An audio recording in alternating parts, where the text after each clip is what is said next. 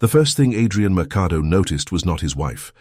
It was the line of security officers entering the glass lobby behind her.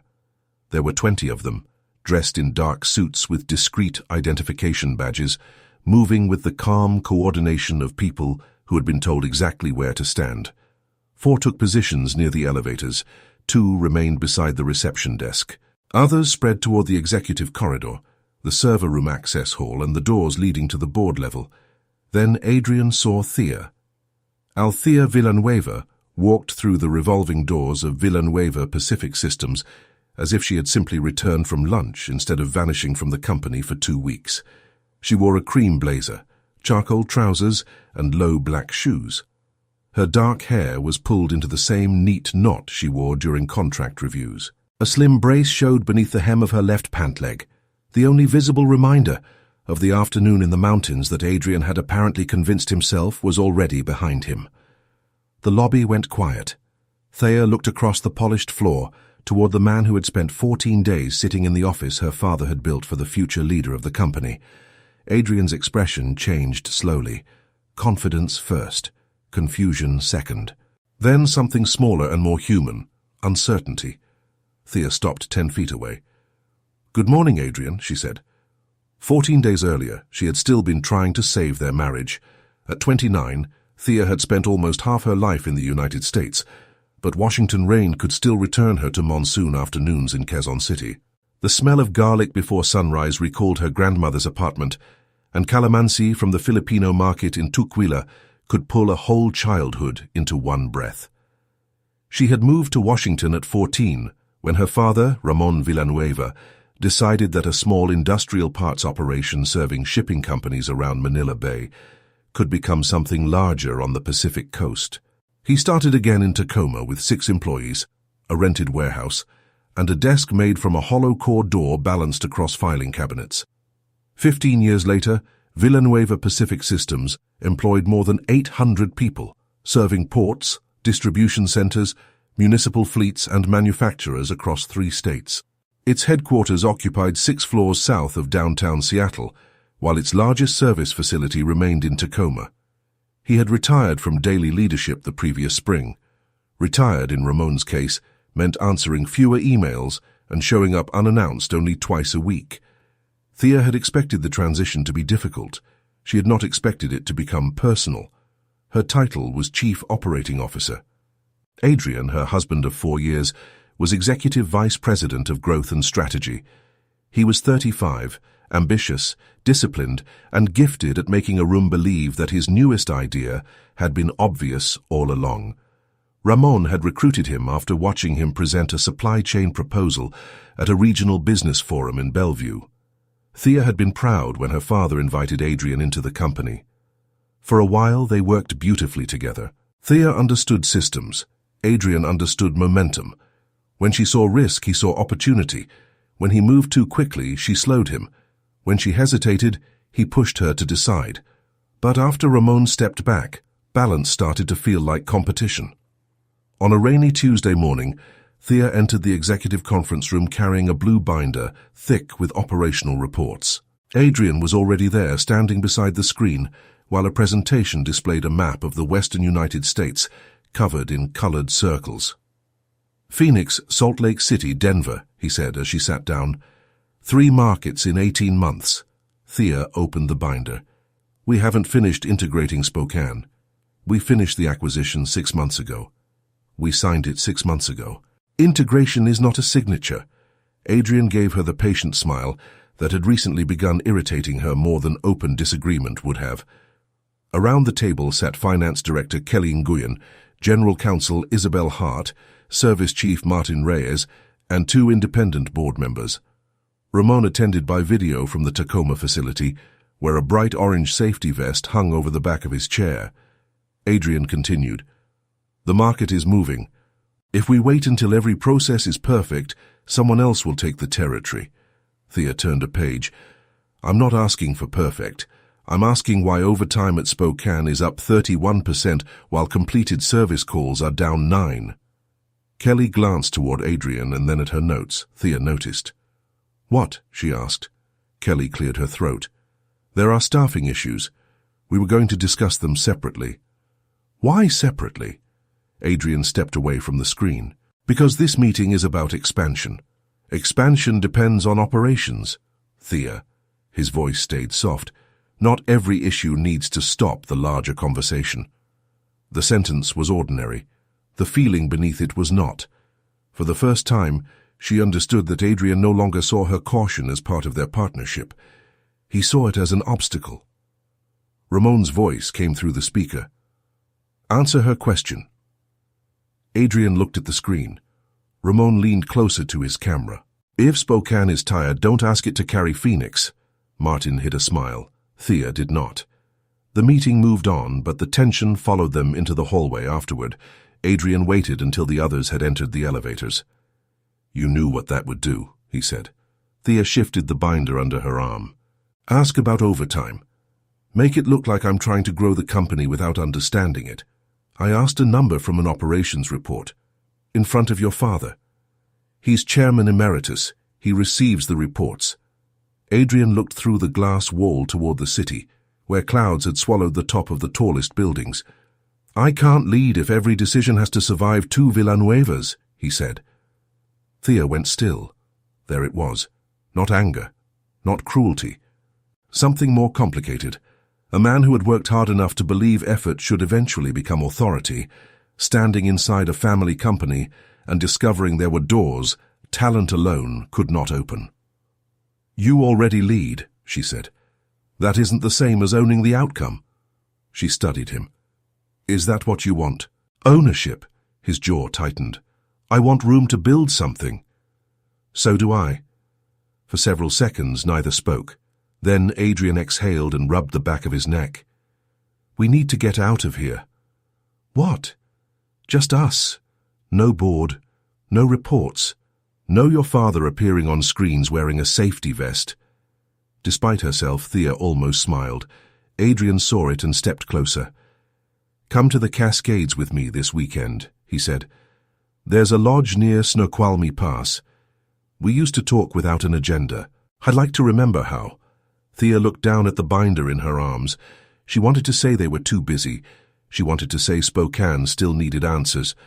Instead, she thought of the last 6 months, of dinners interrupted by business calls, of separate cars leaving the same office, of conversations that had become negotiations before either of them noticed.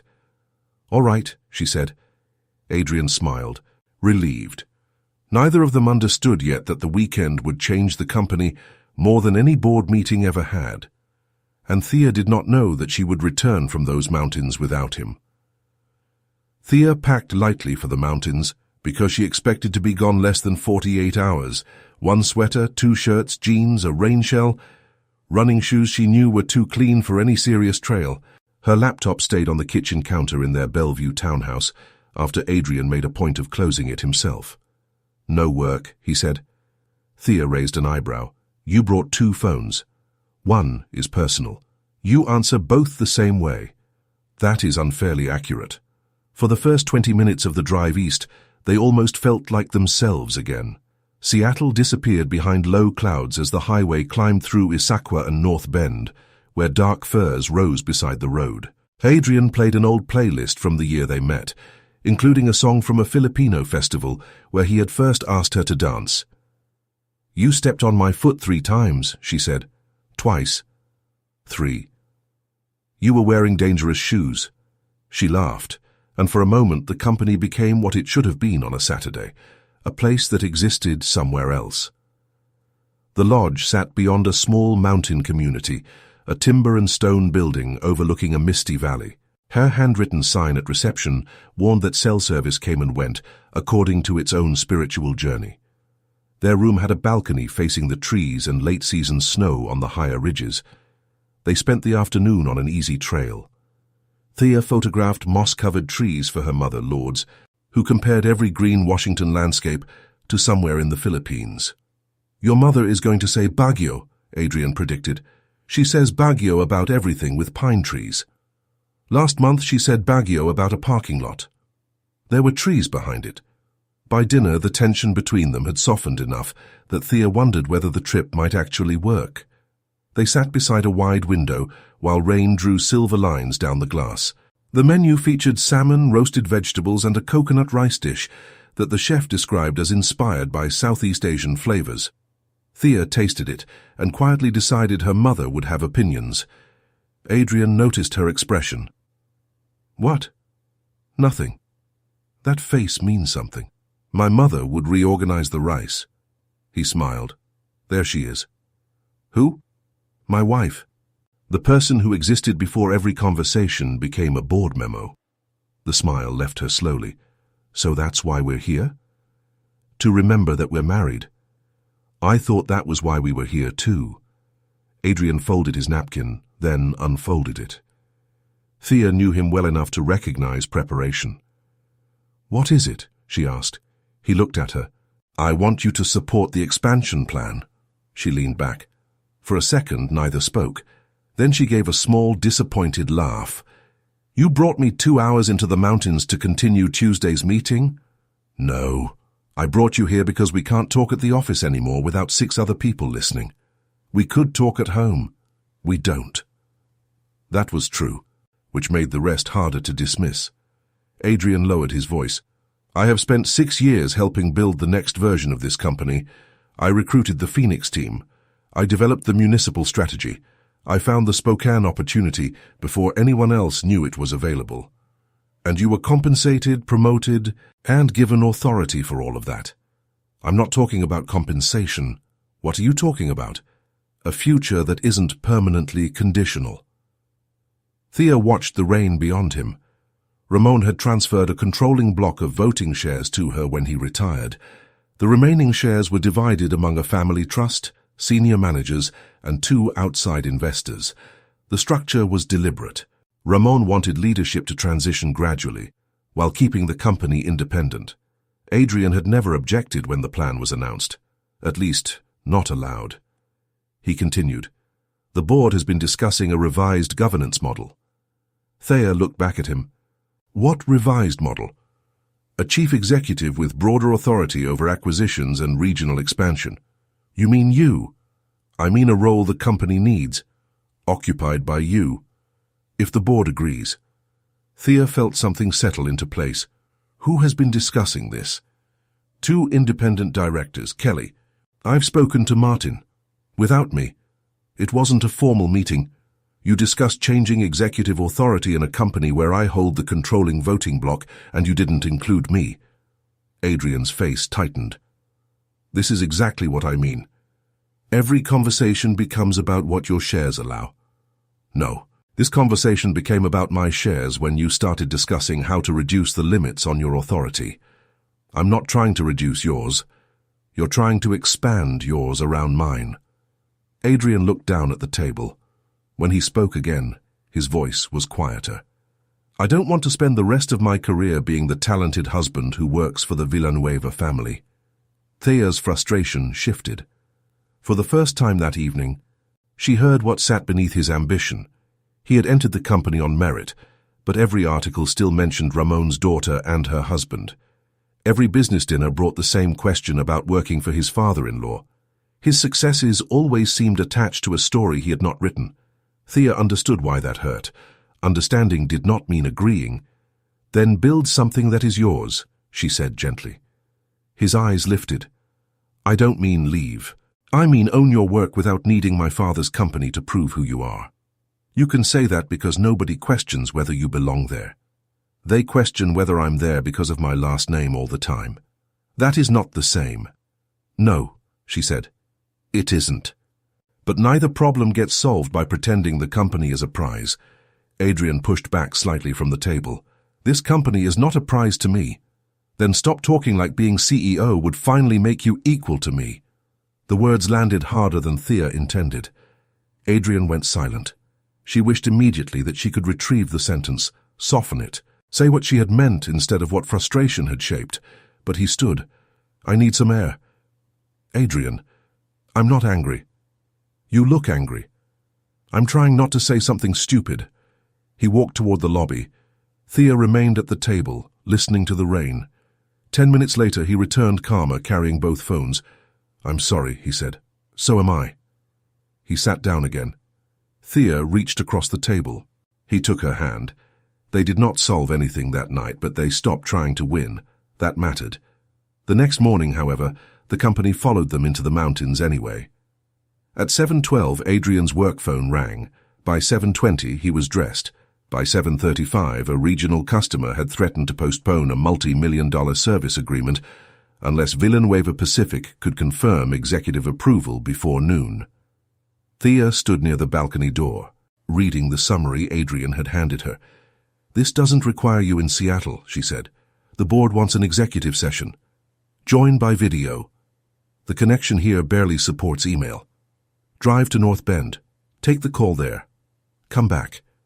Adrian shook his head. "I need to be in the room." Thea looked toward the rain. "We came together." "I know. So we leave together." He hesitated.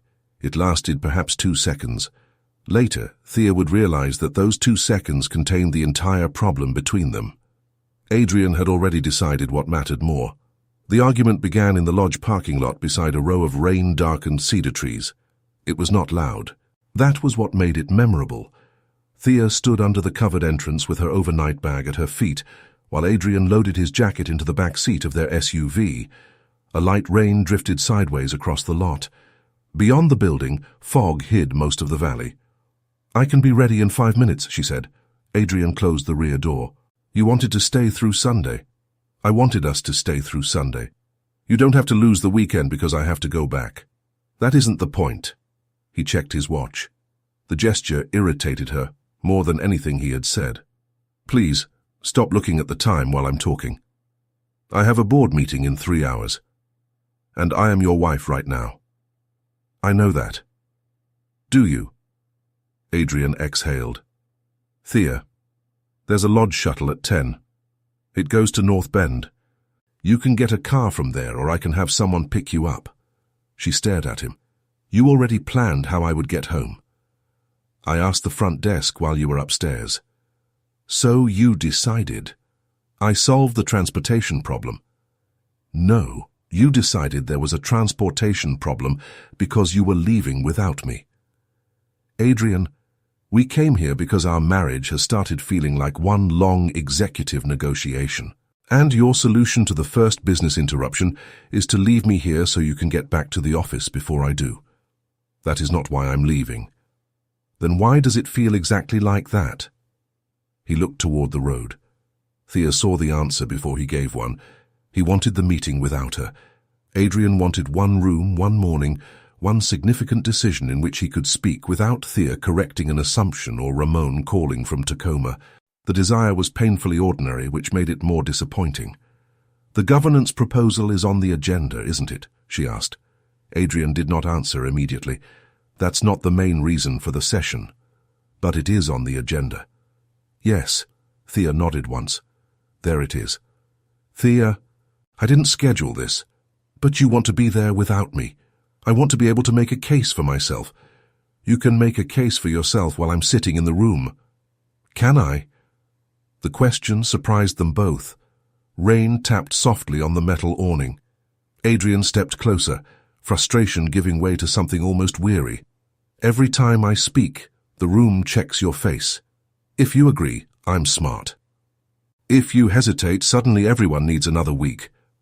That is because I'm Chief Operating Officer and controlling shareholder." "Yes." "Exactly." Thea folded her arms. "So what are you asking me to do? Pretend I don't have an opinion so you can feel independent?" "No. I'm asking for one meeting where I'm not standing beside your last name." She looked at him for several seconds. Then she picked up her bag. "I'm coming with you." Adrian's mouth tightened. "Thea, I'll sit in the back if that makes you feel better." "That would make it worse." "Good. Then I'll sit where I always sit." He looked at his watch again. This time she said nothing. Adrian opened the driver's door, then stopped. "There is a shuttle at 10, he said. Thea could not believe he was repeating it. "Don't do this. I'm not doing anything to you. I'm going to work. You are safe, inside a staffed lodge with transportation scheduled in less than 2 hours. That is technically true and completely beside the point. I can't keep choosing the version of every decision that proves I love you enough." Her expression changed. Neither of them moved. Adrian seemed to realize how the sentence sounded, because his face softened almost immediately. "That isn't what I meant." "Then go," Thea said. "Thea, you clearly need to." He stood there, keys in hand, caught between pride and regret. For one brief moment she thought he would close the door and walk back inside. Instead, he got into the SUV. Thea watched the taillights disappear down the wet road. She did not cry. She was too stunned by the smallness of what had happened. No shouting, no dramatic declaration. Her husband had simply decided that a meeting mattered more than returning home together, calculated that she had a safe alternative, and driven away. It was an error of judgment wrapped in logistics. 20 minutes later, Thea walked to reception to confirm the shuttle. The clerk, a college-aged man named Evan, looked apologetic before she finished her sentence. "I was actually about to call your room," he said. "County crews closed the lower access road for drainage work. The 10 o'clock shuttle isn't running." "Of course it isn't," Thea said. "We can get you out another way. One of our maintenance staff is heading toward Clay Elum around 11:30. Or we can arrange a car once the road opens. Is there somewhere I can make a reliable video call? We have wired internet in the small conference room." Thea looked at the clock behind him. 8:14. Adrian would reach Seattle before 10 if traffic cooperated. The board session was scheduled for 10:30. She could call. She could insist on joining remotely. She could demand that the governance discussion be postponed. Her first instinct was to fight for her place in the room. Then another thought appeared. What if she did not? Thea had spent years correcting every misunderstanding and supplying every missing number, always ready to prove she belonged for reasons beyond being Ramon Villanueva's daughter. What if, for once, she let people make decisions without her, and watched what those decisions revealed? She turned back to Evan. "I'll take the conference room." Inside, she connected her phone to the lodge Wi-Fi and found 7 new messages. 3 were from Kelly. 1 was from Martin. 2 were automated board notices. The final message was from Adrian. "I'm sorry about how I left.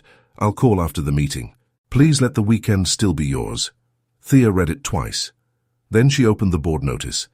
The agenda contained the customer contract, an operations update, and a final item labeled Executive Leadership Continuity and Delegated Authority. She called Isabel Hart, the company's general counsel. Isabel answered on the second ring. "Thea, are you joining remotely?" "Not yet." A pause. "All right. I need you to answer one question, and I need you to answer it as company counsel, not as my friend." "I can do that."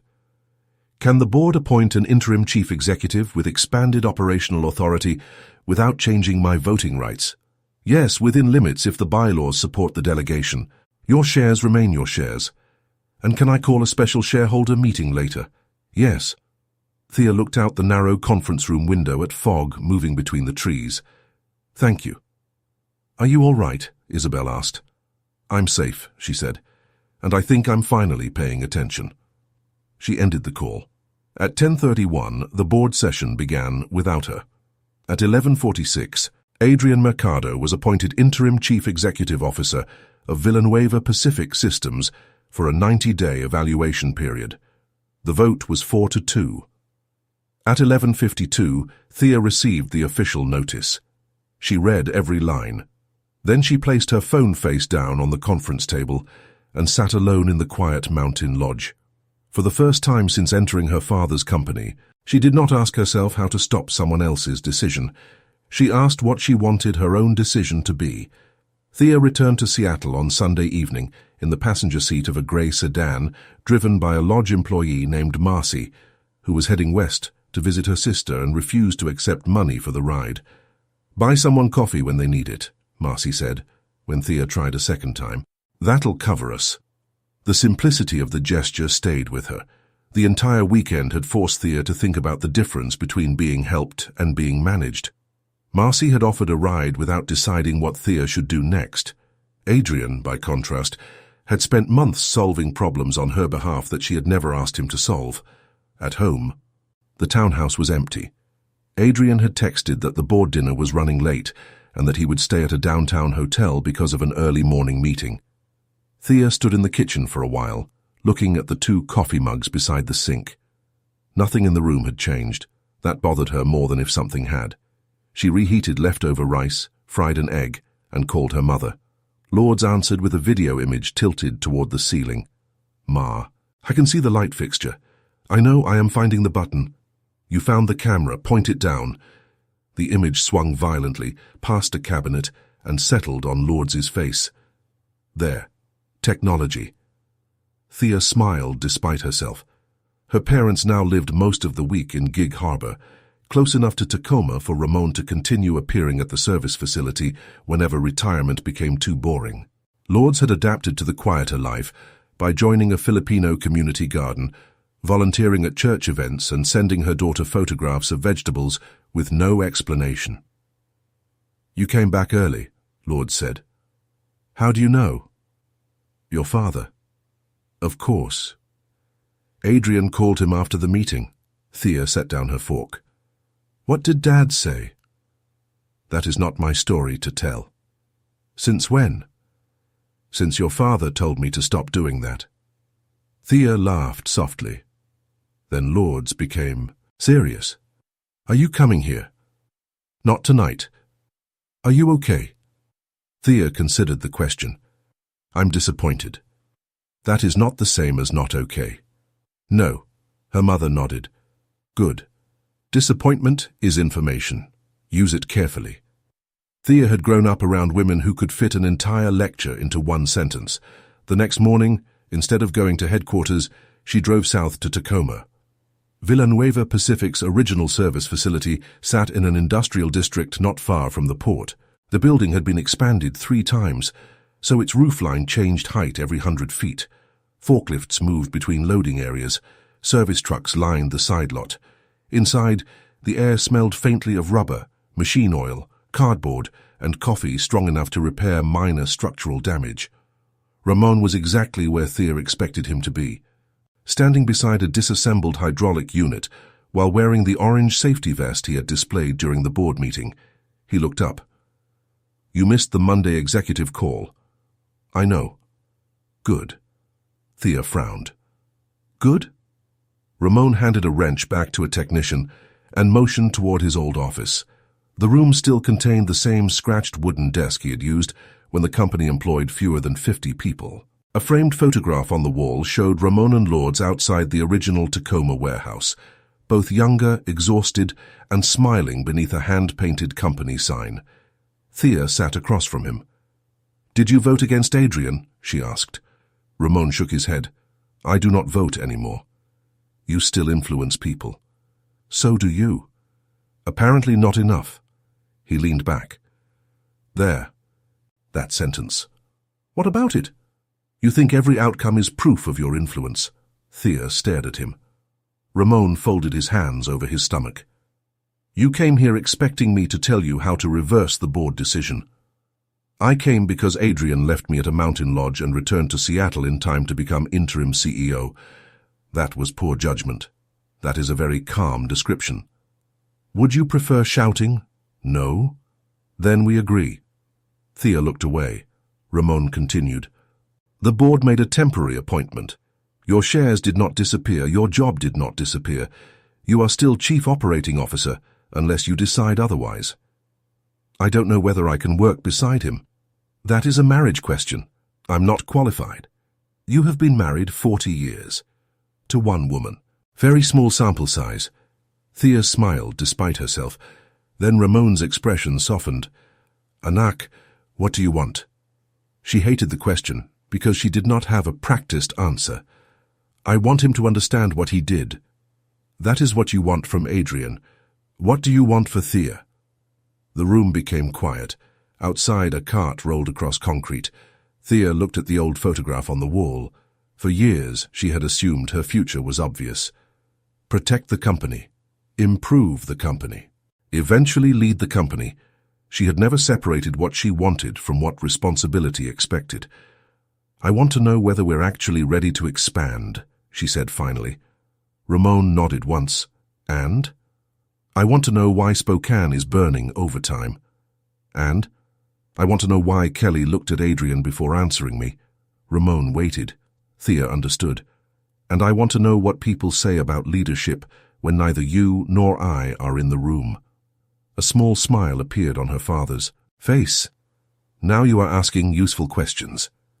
By noon, Thea had called Isabel and requested a complete governance review, not to challenge Adrian's appointment, but to understand its exact boundaries.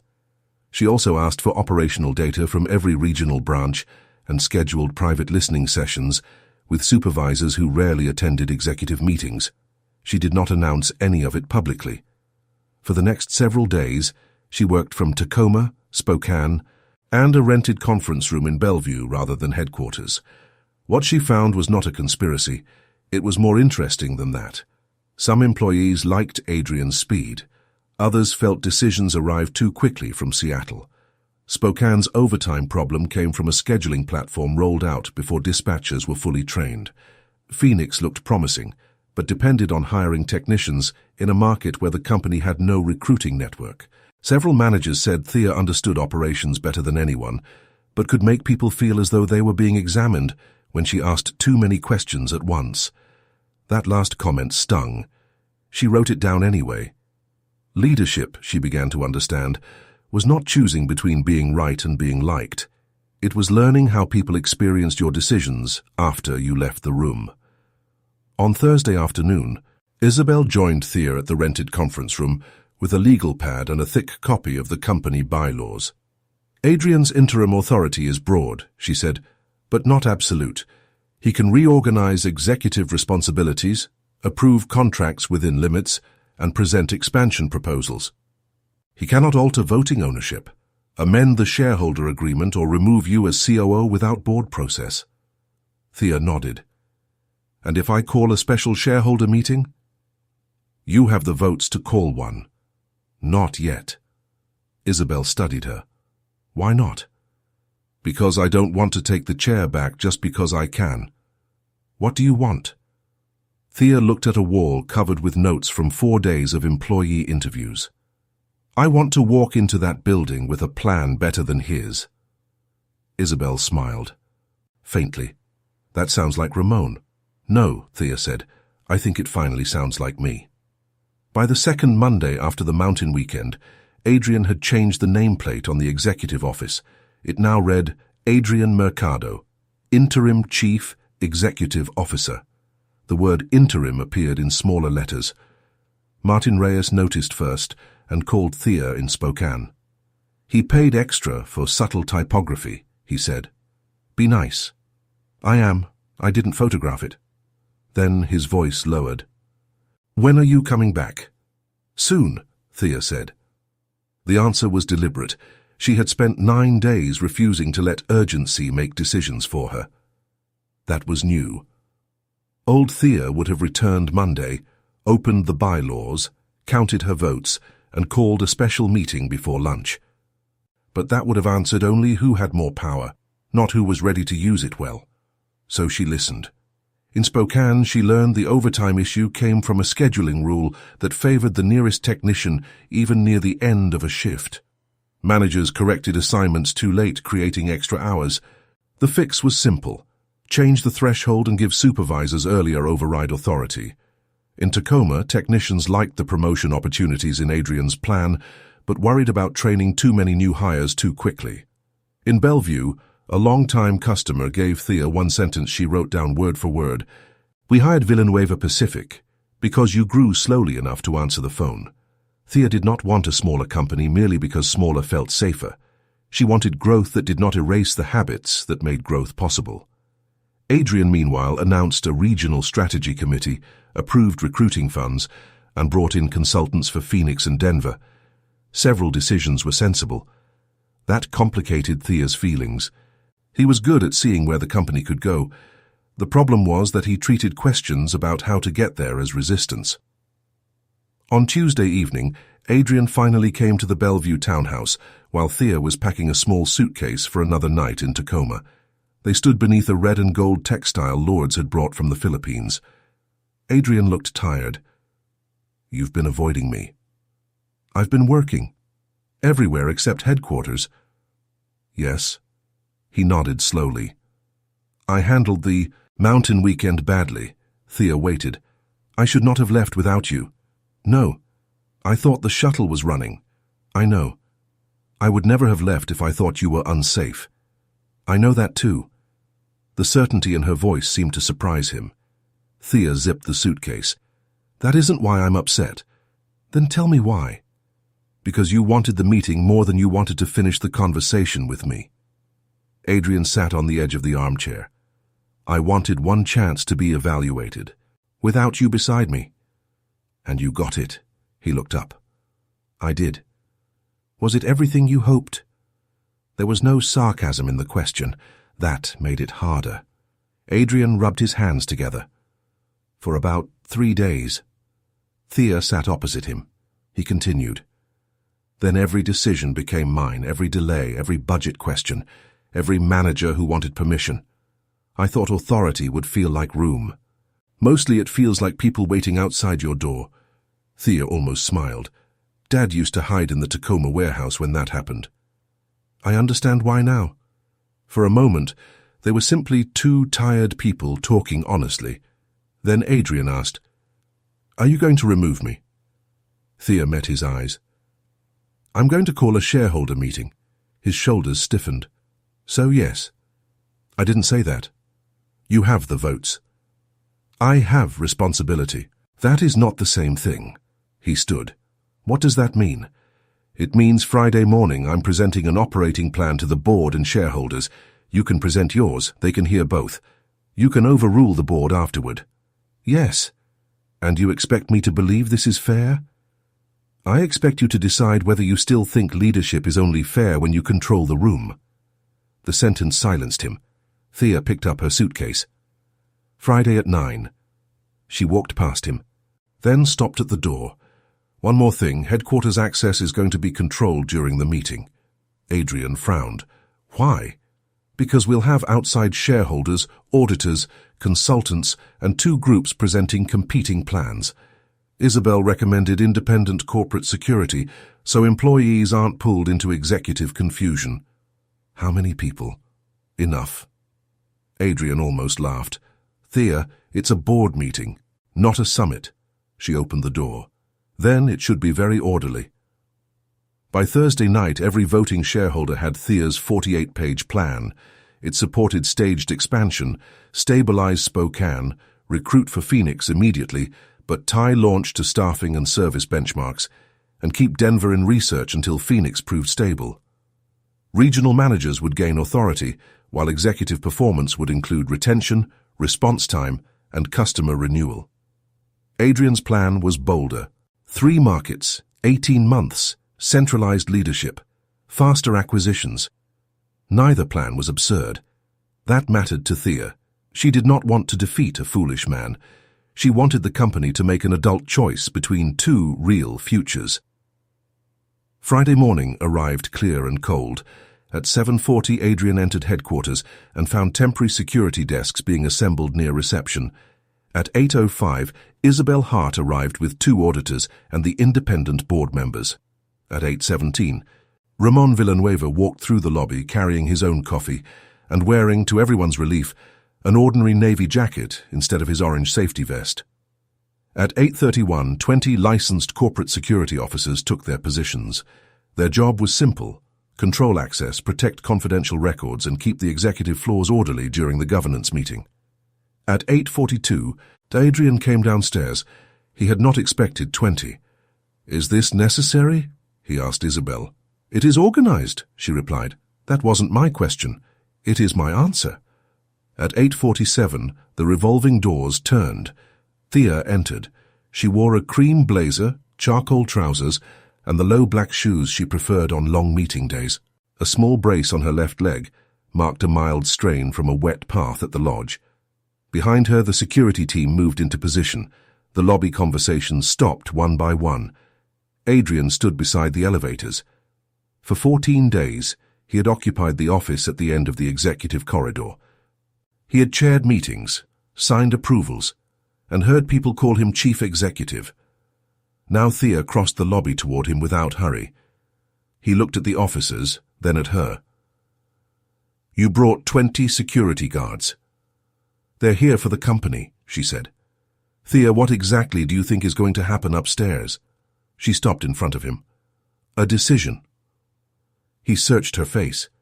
2 weeks earlier, she would have explained the staffing plan and reassured him. This time she let the answer stand. The elevator doors opened. Thea stepped inside. Then she turned and held the door with one hand. "Are you coming?" she asked. Adrian looked around the lobby that had once felt, for a few brief days, entirely his. Then he walked into the elevator beside his wife.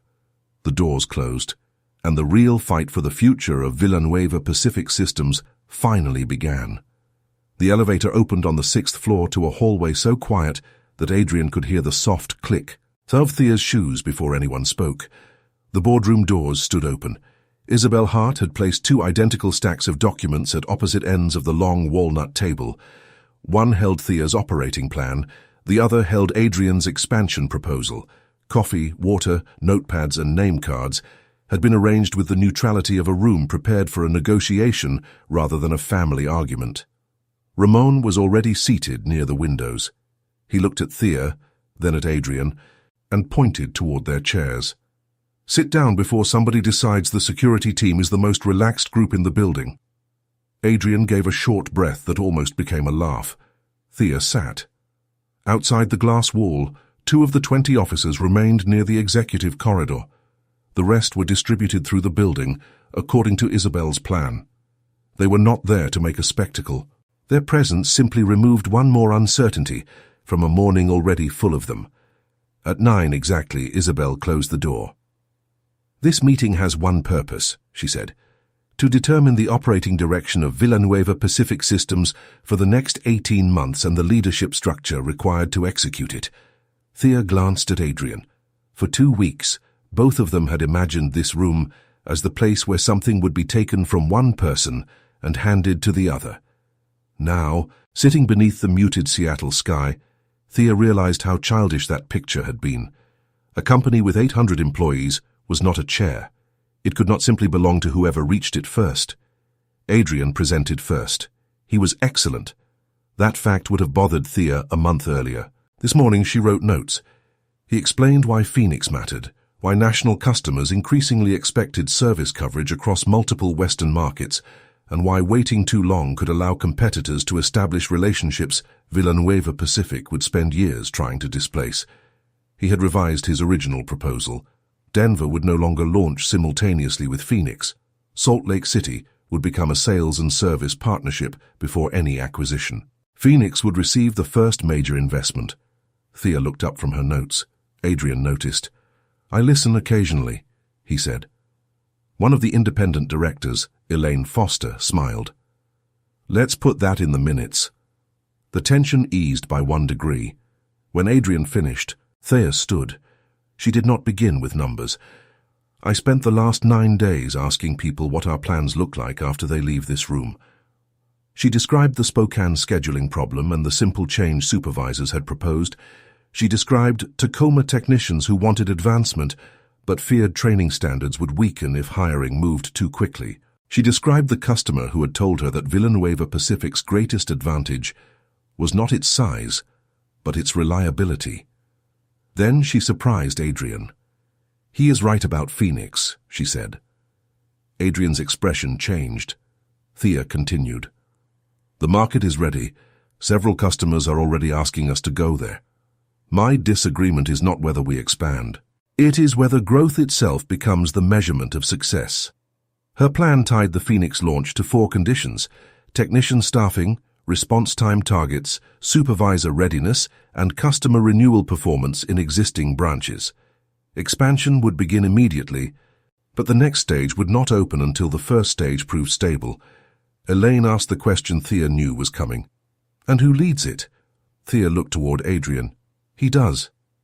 Silence moved across the table. Adrian leaned back. "Excuse me?" "You built the market case, you have the relationships. If the board approves my framework, I want you leading the Phoenix launch inside it." "And if I don't want your framework?" Thea folded her hands. Then argue against it. That's why we're here. Ramon watched without moving. For the next hour, the discussion became what Thea had hoped it would become: specific. Kelly Nguyen challenged the cost assumptions in both proposals. Martin Reyes argued for a longer technician training window. Elaine wanted a clearer trigger for Denver. Another independent director, Samuel Price, questioned whether Thea was giving regional managers too much discretion. Adrian defended centralized controls. Thea defended local judgment. Neither raised a voice. At 11:15, Isabel asked Ramon whether he wanted to comment before the vote. Ramon removed his glasses. No. Adrian frowned. You always comment. That is exactly the problem. Ramon looked at Thea. I built the first version of this company. I don't get to build every version after it. Then he looked at Adrian. And neither do you. The board voted. Thea's staged expansion framework passed 4-1, with one modification. Phoenix could begin hiring immediately, but the first service center would open only after the staffing and training thresholds were met. Then came the leadership vote. Adrian's interim chief executive appointment would end Monday morning. Thea would become president and chief operating officer, with authority over company-wide execution. The CEO title would remain vacant for 6 months while the board evaluated the new structure. Adrian would return to executive vice president of growth and strategy and lead the Phoenix initiative. It was not a victory Thea had predicted. No crown, no dramatic removal. More responsibility, less theater. Adrian stared at the resolution for several seconds. You knew? He asked her. No. He looked toward Ramon. Did you? Ramon shook his head. Elaine closed her folder. For people who spend all day talking about accountability, you two seem strangely surprised when a board practices it. The meeting ended at 11:43. Outside, employees had gathered in small groups near the corridor, pretending not to wait for news. A facilities coordinator approached Thea with the brass nameplate from Adrian's temporary office already loosened at one corner. Ms. Villanueva, should we take this down now? Thea looked at the plate. Adrian Mercado, Interim Chief Executive Officer. She thought of how much meaning they had both given that door. Monday is fine, she said. The coordinator nodded and walked away. Adrian had heard. You could have enjoyed that more, he said. Thea turned to him. 2 weeks ago, I probably would have. And now? She looked through the glass toward the lobby below. The 20 security officers were beginning to check out one by one. Their work had been almost entirely uneventful. Now I have a Phoenix launch to worry about. Adrian's mouth moved into the faintest smile. My Phoenix launch. Our company. Your launch. He nodded once. It was not reconciliation. It was not forgiveness because there was nothing unforgivable between them. There had been pride, poor judgment, competition, and two people who had stopped hearing each other clearly. But as they walked down the executive corridor in opposite directions, Thea felt something change. For the first time since the mountains, she did not feel as if she had returned to recover her place. She felt as if she had arrived to build a new one. By Monday morning, the 20 security officers were gone. The regular lobby guard, Dennis, was back behind reception, eating oatmeal and complaining that everybody had behaved better when the expensive professionals were watching. I'm offended, Thea told him. You should be. Friday was the quietest day we've had in years. Thea smiled and continued toward the elevators. The brass plate on Adrian's temporary office had been removed. The wall beneath it was slightly brighter than the surrounding paint, leaving a clean rectangle where the title had been. Thea stopped for half a second.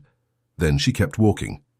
At 9:30, more than 200 headquarters employees joined an all-hands meeting in person, while branch teams watched by video.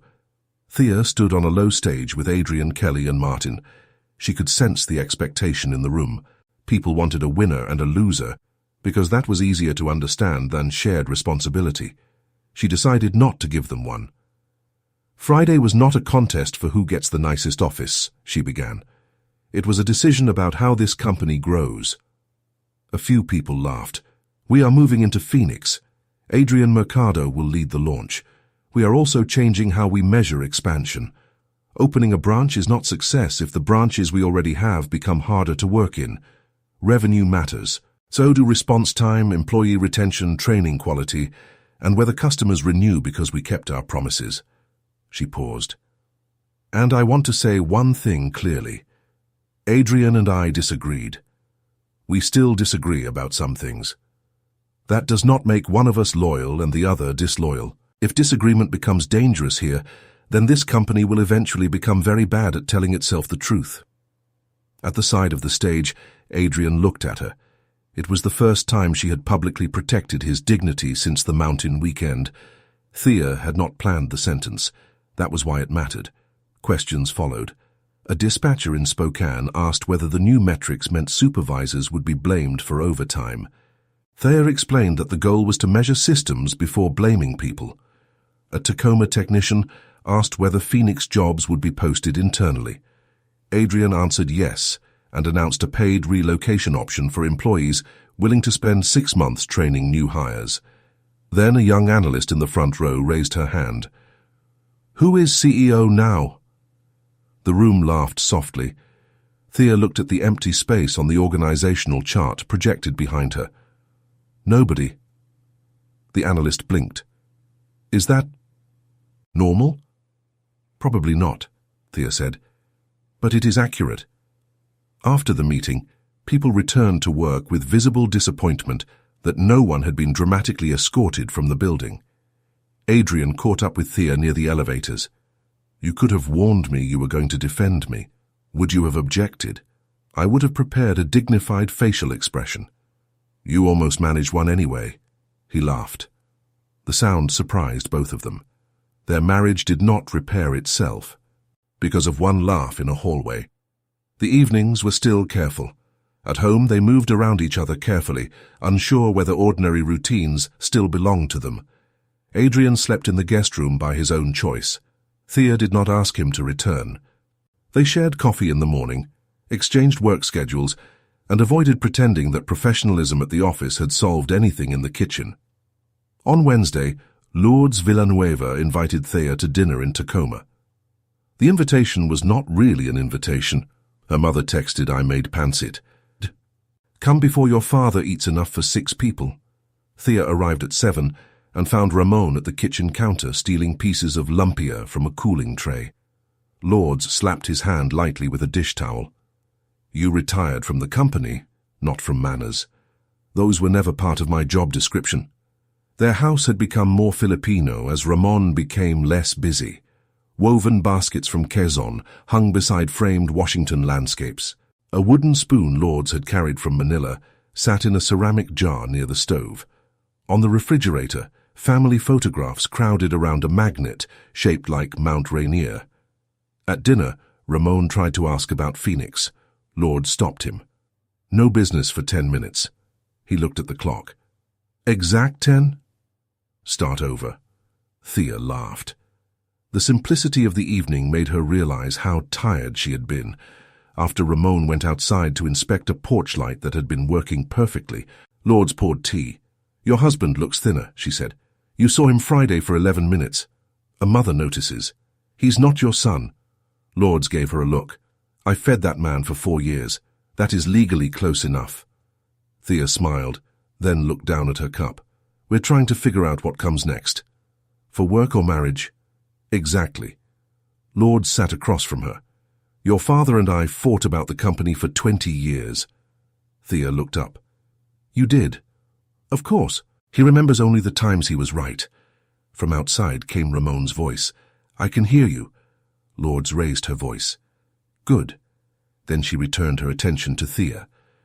"When we came here, your father thought every sacrifice proved he was protecting us. More hours meant more love. More work meant more security. Sometimes I had to tell him that the family he was protecting would like to see him before midnight." Thea traced a finger around the rim of her cup. "Adrian thinks I don't trust him." "Do you?" The answer did not come quickly. "I trust his ability. I don't always trust his pace." "That is not the same question." Thea looked toward the window. Her mother waited. Finally, Thea said, "I think I started treating caution like loyalty to Dad. If I moved slower than Adrian, I felt responsible. If he moved faster, I felt like he was disrespecting what Dad built. Lourdes nodded. And what did your father build? The company. No, he built the first version of the company. Thea remembered Ramon saying almost the same thing in the boardroom. Lourdes leaned back. You are allowed to make the second version look different. Driving home along Interstate 5, Thea kept thinking about that sentence. When she entered the townhouse, the kitchen light was on. Adrian sat at the table surrounded by Phoenix recruiting reports. He looked up.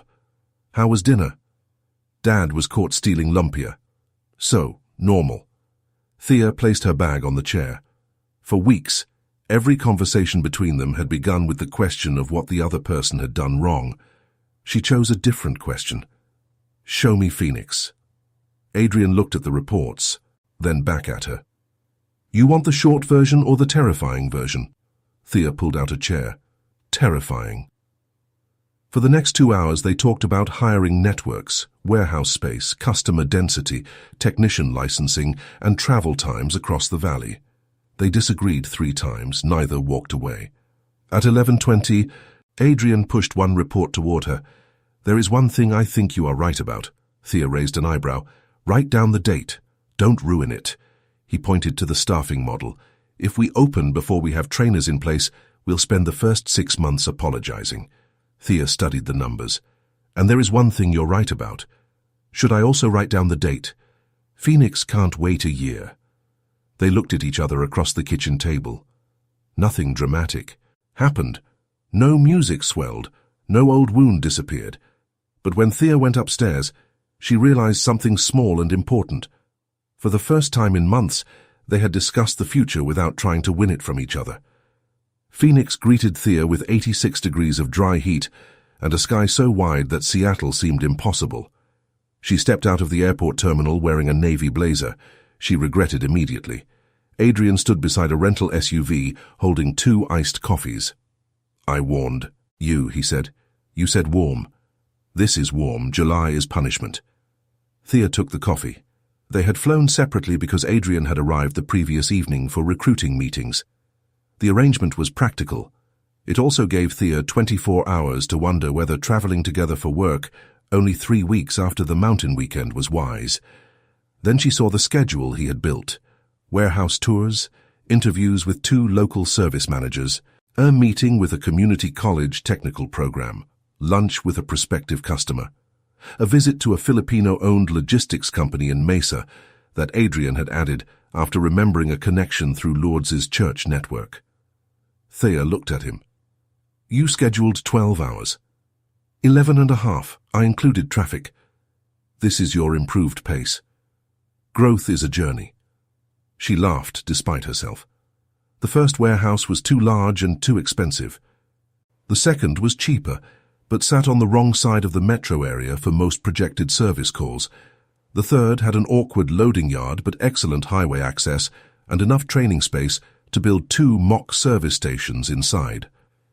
Thea walked the concrete floor with Martin Reyes, who had flown down from Tacoma. This one, Martin said. Because of the training space. Because the bathrooms don't look haunted. Martin. And the training space. By noon, Thea had filled 6 pages with notes. At lunch, a prospective customer named Dana Whitcomb gave them a problem. Neither plan had modeled correctly. Dana managed maintenance for a regional cold storage company with facilities spread across Phoenix, Tucson, and Yuma. Villanueva Pacific's original analysis assumed most customers would need metropolitan response coverage. Dana shook her head. Phoenix is easy. Everyone wants Phoenix. Our problem is what happens when equipment fails 3 hours away. Adrian leaned forward. How often? Enough that I pay 2 different vendors because neither covers the whole state well. Thea and Adrian exchanged a look. After lunch, they sat in the parked SUV with the air conditioning running. That changes the service map, Thea said. It changes the whole launch. We can't staff 3 cities immediately. No. Thea waited. 3 months earlier, Adrian would have said they needed to move faster. Instead, he opened his laptop. What if Phoenix is the hub and we contract 2 independent service partners for Tucson and Yuma during year 1? Our technicians handle major accounts. Partners handle first response under our standards. Thea considered it. Quality control becomes the risk. Then build the quality control before we sign anybody. She looked at him. Who are you? The board traumatized me. Thea smiled. The afternoon. Meeting at Maricopa Technical College was more encouraging. The program director showed them labs filled with students, training on electrical systems, industrial controls, and fleet equipment. Several graduates already worked for companies Villanueva Pacific, served elsewhere. You don't need to import every technician from Washington, the director said. You need to convince local people they can build careers with you. That sentence followed Thea into the next meeting. The Filipino-owned logistics company was called Luzon West Freight, though its founder, Celia Mendoza, admitted that most of her employees thought the name referred to a highway. Celia was in her early 60s, with silver hair cut to her chin and a voice that made every sentence sound like a decision. She had immigrated to California in the 1980s, moved to Arizona, and built a regional freight business with her sister. When Lords introduced Thea by phone, Celia had agreed to meet without asking why. Your mother once organized 40 people to bring food to my cousin after surgery, she explained. I was never going to tell her no. They sat in a conference room overlooking a yard full of white trailers. Celia listened to the expansion plan, then asked Thea a question no investor or consultant had asked. Why Phoenix? Thea answered with market demand, customer concentration, and Western service coverage. Celia waved a hand. Those are reasons from a slide. Why do you want to be here? Thea hesitated. Adrian remained quiet. Finally, Thea said, Because I think the company is ready to become larger than the geography that created it. Celia nodded. Better. Then she looked at Adrian. And you? He thought longer. Because I wanted to prove I could grow it. Thea turned toward him. Celia did not rescue him from the honesty of the answer. Past tense? Adrian smiled faintly. I'm working on it. Celia leaned back.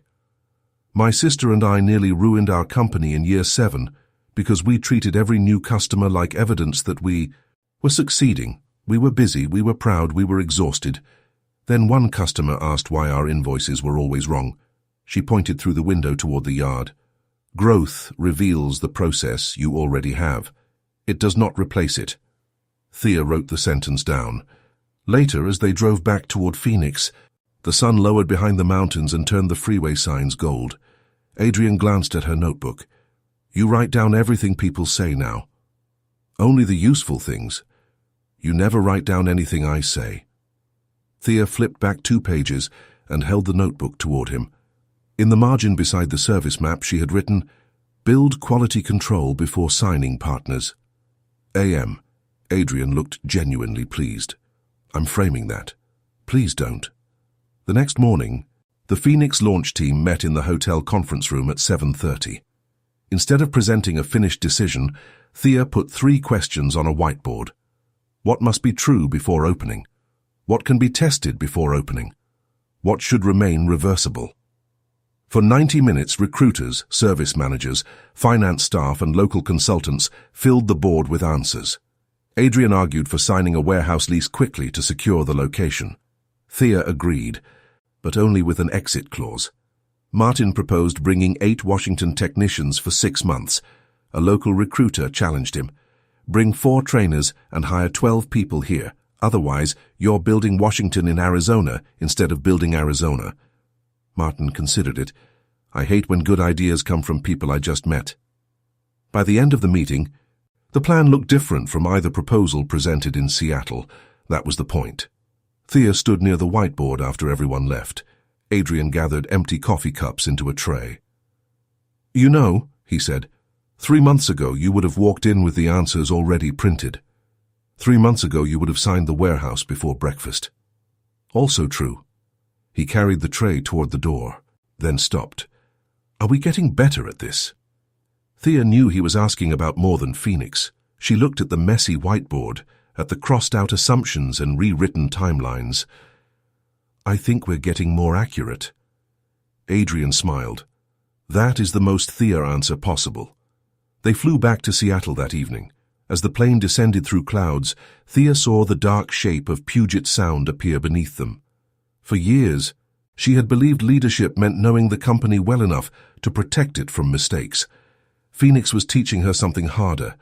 Sometimes leadership meant building a room where people could discover the better answer before anyone became too attached to the first one.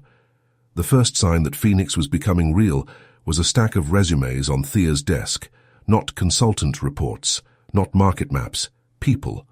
A refrigeration technician from Mesa with 12 years of field experience. A former fleet supervisor from Tempe. 2 recent graduates from Maricopa Technical College. A service coordinator who had spent 7 years dispatching repair crews across Arizona and could estimate travel time between cities without checking a map. Thea read every application.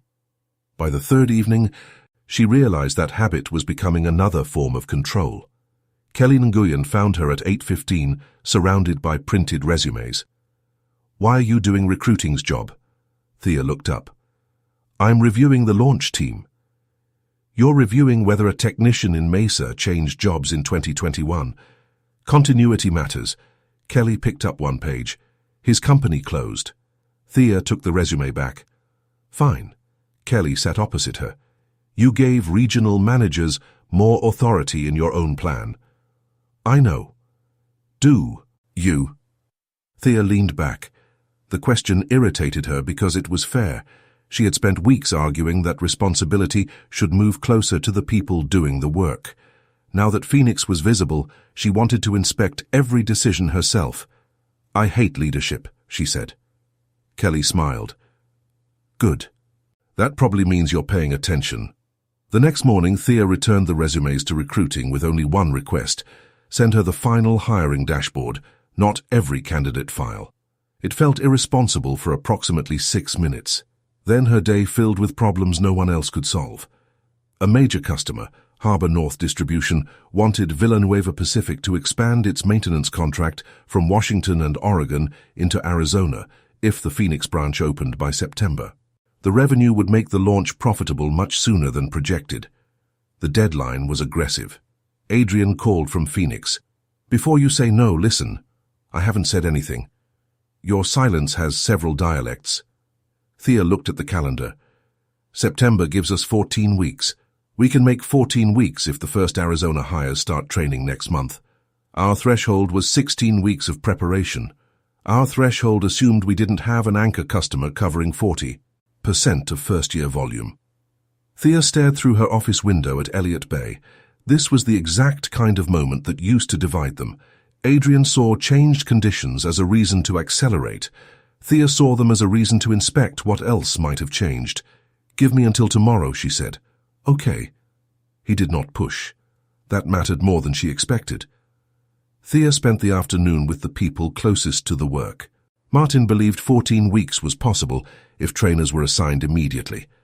Recruiting said 12 local hires could be ready for first-round interviews within 10 days. Kelly confirmed the contract would fund extra training without weakening Spokane or Tacoma.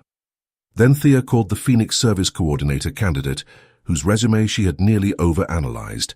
Her name was Elena Cruz. Elena had grown up in Arizona, in a Filipino-American family, and spent years dispatching teams for an HVAC company. She spoke quickly, asked precise questions, and corrected Thea's assumption that Tucson traffic was easier than Phoenix traffic. "Distance is not the same as predictability," Elena said.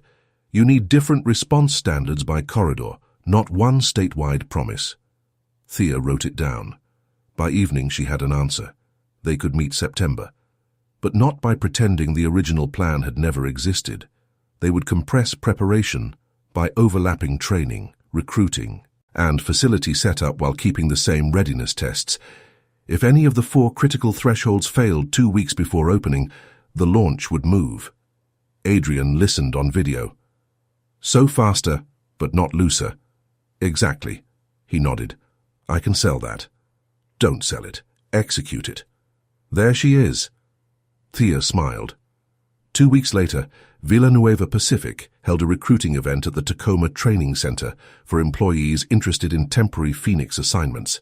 Thayer expected 30 people. 72 came. Among them was a 24-year-old junior engineer named Mia de la Cruz, who worked in process improvement. Mia had joined the company 6 months earlier and had never spoken to Thayer beyond elevator greetings. She waited until the crowd thinned. "Ms. Villanueva?" "Thayer is fine." Mia nodded, then immediately said, "Ms. Villanueva again." Thayer smiled. "What can I do for you?" Mia held a Phoenix information packet against her chest. "My parents think moving for 6 months is a terrible idea." "Are they in Tacoma?" "Federal Way. My mom says Arizona is too far." Thea understood the arithmetic. For many Filipino families she knew, distance was not measured in miles. It was measured in how quickly someone could appear at your door with food when something went wrong. "What do you think?" Thea asked. Mia looked toward the training floor. "I think I want to go, but I feel guilty because they came here so I could have stability, and now I want to leave the stable job they are proud of." Thea thought of Ramon moving his family across an ocean, then spending years trying to make the risk feel retroactively safe. "Your parents gave you stability," she said. "That doesn't mean you're required to stay still." Mia absorbed that. "Did your parents say that to you?" Thea laughed softly. "Absolutely not." That weekend, Lourdes hosted a backyard lunch for several relatives and family friends. Adrian arrived late from the airport, carrying a box of pastries from a Filipino bakery in Tukwila. Lourdes accepted the box and immediately forgave him for being late. Thea watched him move through the yard, greeting aunties who were not actually related to anyone, and answering the same 3 questions about Phoenix. For the first time since the mountains, their personal life and professional life occupied the same space without turning the afternoon tense. Later, Adrian found Thea near the fence where Ramon was showing 3 children how to grow tomatoes badly. "Harbor North signed the letter of intent," Adrian said quietly. Thea looked at him. September. A month earlier, he would have announced the win to everyone within hearing distance. Now he waited for her reaction. Thea smiled. "Good work." "Our work." She noticed the correction. So did he. Across the yard, Lourdes called them to eat, before Ramon ruined the vegetables with another lecture. Thea started toward the table, then paused. Phoenix was no longer Adrian's idea or her framework. It belonged to the people training for it, the managers questioning it, the customers shaping it, and the employees willing to move their lives for 6 months to make it real. That realization did something unexpected. It made the company feel less like an inheritance she had to protect, and more like a responsibility she could share. 6 weeks after the board meeting, the Phoenix launch was ahead of schedule. That was the good news. The unsettling news arrived in a grey folder carried into Thea's office by Isabel Hart at 7:10 on a Monday morning. Isabel placed it on the desk without sitting. "This came through the board chair last night." Thea looked at the folder. "That sentence never improves my morning. You should read it before the executive meeting." The proposal came from Harborline Industrial Group, a national company with operations in 16 states. Harborline wanted to purchase a 35% minority interest in Villanueva Pacific Systems and provide enough capital to accelerate expansion across the Southwest and Mountain West. The number on page 4 made Thea read it twice. It valued the company far above the most recent independent estimate. "Why?" she asked. "Phoenix," Isabel said, "and the Harbor North contract. They think your regional model can scale." Thea turned another page. Harborline would receive 2 board seats. Villanueva Pacific would keep its existing management team for at least 3 years. No immediate layoffs. No forced merger. No change to customer contracts. On paper, it was careful. Then Thea reached the long-term integration section. After 3 years, Harborline would have the right to propose a full acquisition. If accepted, headquarters functions could be consolidated. The Villanueva Pacific name could be retired. Thea closed the folder. "Does Adrian know?" "Not yet." "Dad?" "Yes." Thea looked up sharply. "Why does Dad know before I do?" "Because the offer was first sent to him as Chairman Emeritus." That title suddenly sounded much less ceremonial. At 8, the executive team gathered. Thea handed Adrian the proposal. He read faster than she did, stopping at the valuation. That's serious. Keep going. He did. His expression became more thoughtful when he reached the integration terms. Martin whistled softly at the capital commitment. Kelly began calculating before anyone asked her to. Thea watched Adrian. She expected immediate enthusiasm. Instead, he closed the folder. We should hear them out. That's all? What were you expecting? A marching band. I've grown. Martin looked between them. Can we put that in the minutes? 2. The room relaxed, but the decision did not. Harbourline's money could solve real problems. Villanueva Pacific could build training capacity before entering new states instead of stretching existing teams. It could upgrade fleet systems, improve dispatch software, and give regional branches deeper hiring budgets. It could also begin a process that ended with the company becoming a division inside something much larger. Thea spent the morning arguing with herself. Part of her wanted to reject the offer because Ramon had built the company from a warehouse in Tacoma. Another part recognized the danger in treating independence as a sacred object simply because independence had once been necessary. At lunch, Ramon arrived without warning. He carried 2 sandwiches in a brown paper bag. Your mother says if I bring food, you can't accuse me of interfering. That sounds like her legal strategy. They ate in Thea's office overlooking the grey water. For several minutes, Ramon said nothing about Harbourline. Thea finally put down her sandwich. You knew. Since yesterday. And? And what? What do you think? Ramon wiped his hands with a napkin. I think you have a decision. Thea stared at him. That's extremely helpful. Good. Dad. He leaned back. You want me to tell you whether selling 35% of my old company is a good idea? Yes. Then it becomes my decision wearing your name. Thea hated the answer because she knew he was right. Ramon looked around the office. When I started in Tacoma, I thought the goal was to make something no one could take from us. That was immigrant thinking. Security first. Own the building. Own the inventory. Owe as little as possible. Keep the name on the door because the name proves you stayed. Thea listened. Was that wrong? She asked. No. It was right for the life I had then. He looked at her. You don't have my life. Thea glanced toward the Harbourline folder. What if I change too much? You will. That's reassuring. What if you change too little? The question remained between them. Then Ramon reached into his jacket and placed a second envelope on the desk. Thea frowned. What is that? My resignation from the advisory chair position, effective Friday. She stared at him. No.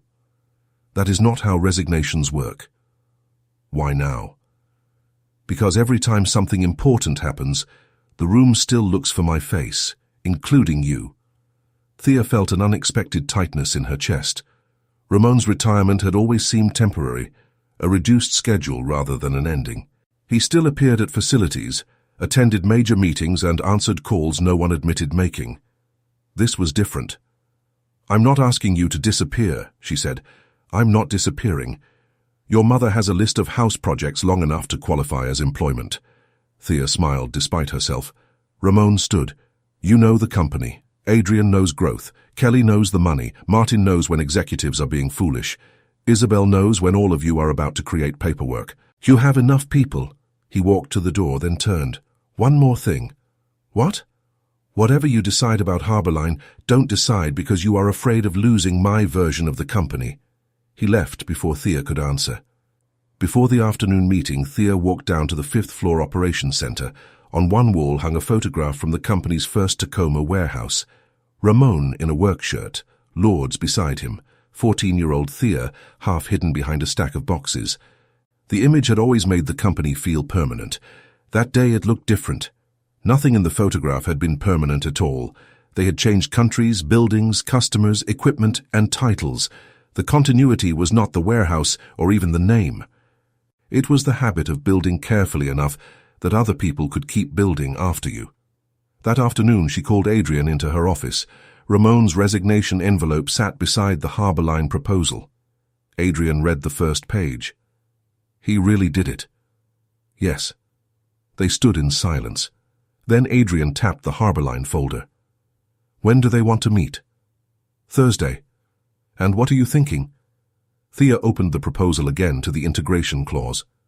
For years, the Villanueva name on the building had represented everything her parents risked when they crossed the Pacific and started over.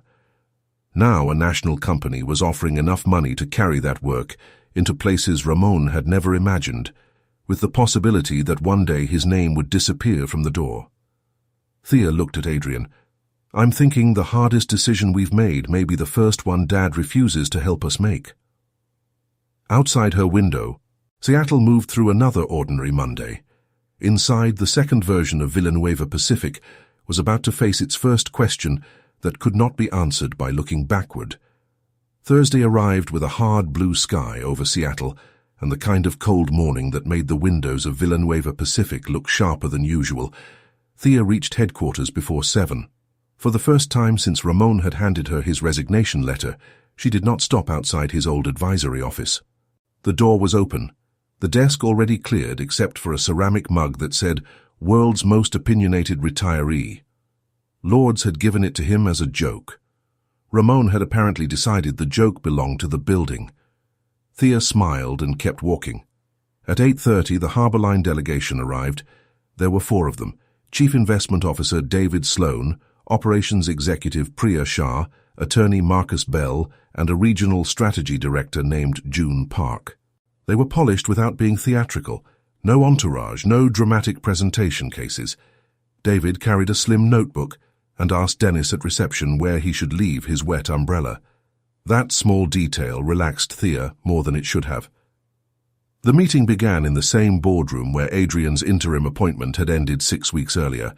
This time no one was trying to prove who belonged at the head of the table. Elaine Foster, now acting board chair after Ramon's resignation, opened the discussion. "We understand the valuation," she said. "Today is about everything underneath it." David nodded. "That's why we're here."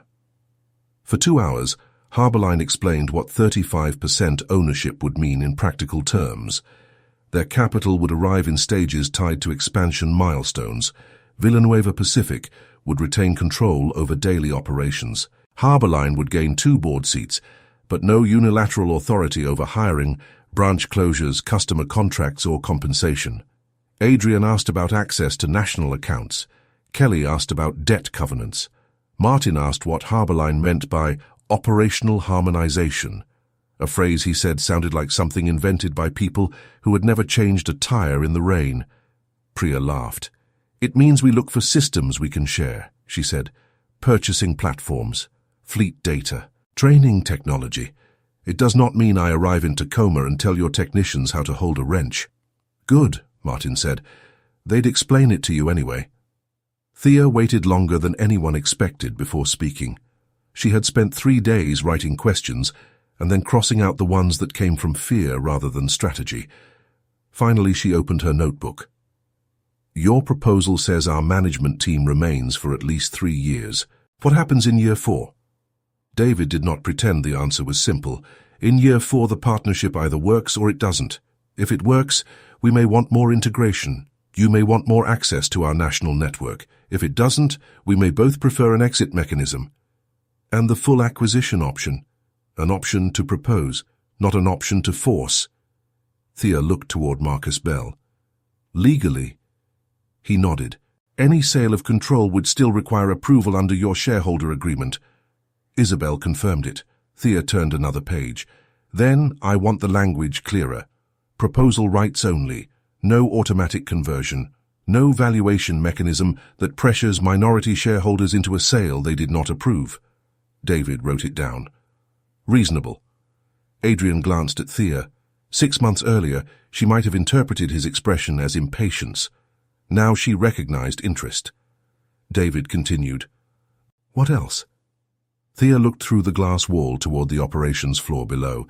"If this partnership gives us money to grow faster, I want protection against using speed as an excuse to weaken the company." Priya leaned forward. "Define protection." Training ratios, local management authority, no branch consolidation based only on a national efficiency model. If a location underperforms, we review why before somebody 3 states away decides the map would look cleaner without it. June Park smiled slightly. You don't trust headquarters. I work at headquarters, Thea said. That's why I know better. The room laughed. Then Adrian spoke. I want one more condition. Thea looked at him. If Harbourline brings national customers into our markets, Villanueva Pacific remains accountable for service standards. We don't become a subcontractor inside our own branches. David tapped his pen against the notebook. That's more restrictive than our current proposal. Yes. And it could limit how quickly we move accounts over. Yes. Thea watched Adrian say the word without apology. A quiet pride moved through her, followed immediately by the realization that she no longer needed to hide pride from him merely because they had once been competitors. The discussion continued through lunch. At 1:15, Elaine called a break. Thea walked to the kitchenette and found Adrian standing near the coffee machine, reading a message from Phoenix. You surprised me, she said. He looked up. With what? The service standard condition. Celia Mendoza ruined me. Growth reveals the process you already have. You really did write that down. Of course. Adrian pocketed his phone. I still like the deal. So do I. They both seemed surprised by how easily the admission came. That worries me, Thea added. Naturally. I'm serious. So am I. The fact that we both like it doesn't mean we're missing something. It might mean it's good. Thea leaned against the counter. I'm still getting used to that possibility. He smiled. When the meeting resumed, Harbourline presented a revised term sheet by late afternoon. The full acquisition language was narrowed. Employee training commitments were added. Villanueva Pacific would keep final authority over local service standards and branch-level operating decisions. The company name would remain for a minimum of 7 years, and any future rebranding would require supermajority board approval. Thea read that clause twice. 7 years was not forever. For months, forever had been the standard she unconsciously applied to everything connected to her father. Ramon's name on a door, the family voting block, the old warehouse. The way decisions had always been made, but nothing her parents built had been created by preserving something unchanged. They had left Quezon City, crossed an ocean, started again in Tacoma, expanded a 6-person operation into 800 jobs. Every permanent thing in Thea's life existed because someone had once accepted change. At 4:40, Elaine asked each voting director for a preliminary position. The board supported moving into final due diligence, not approval, not rejection. Another step. When it was Thea's turn, she closed the term sheet. I support continuing. No one applauded. She was grateful for that. After the Harbourline team left, rain had begun tapping against the windows.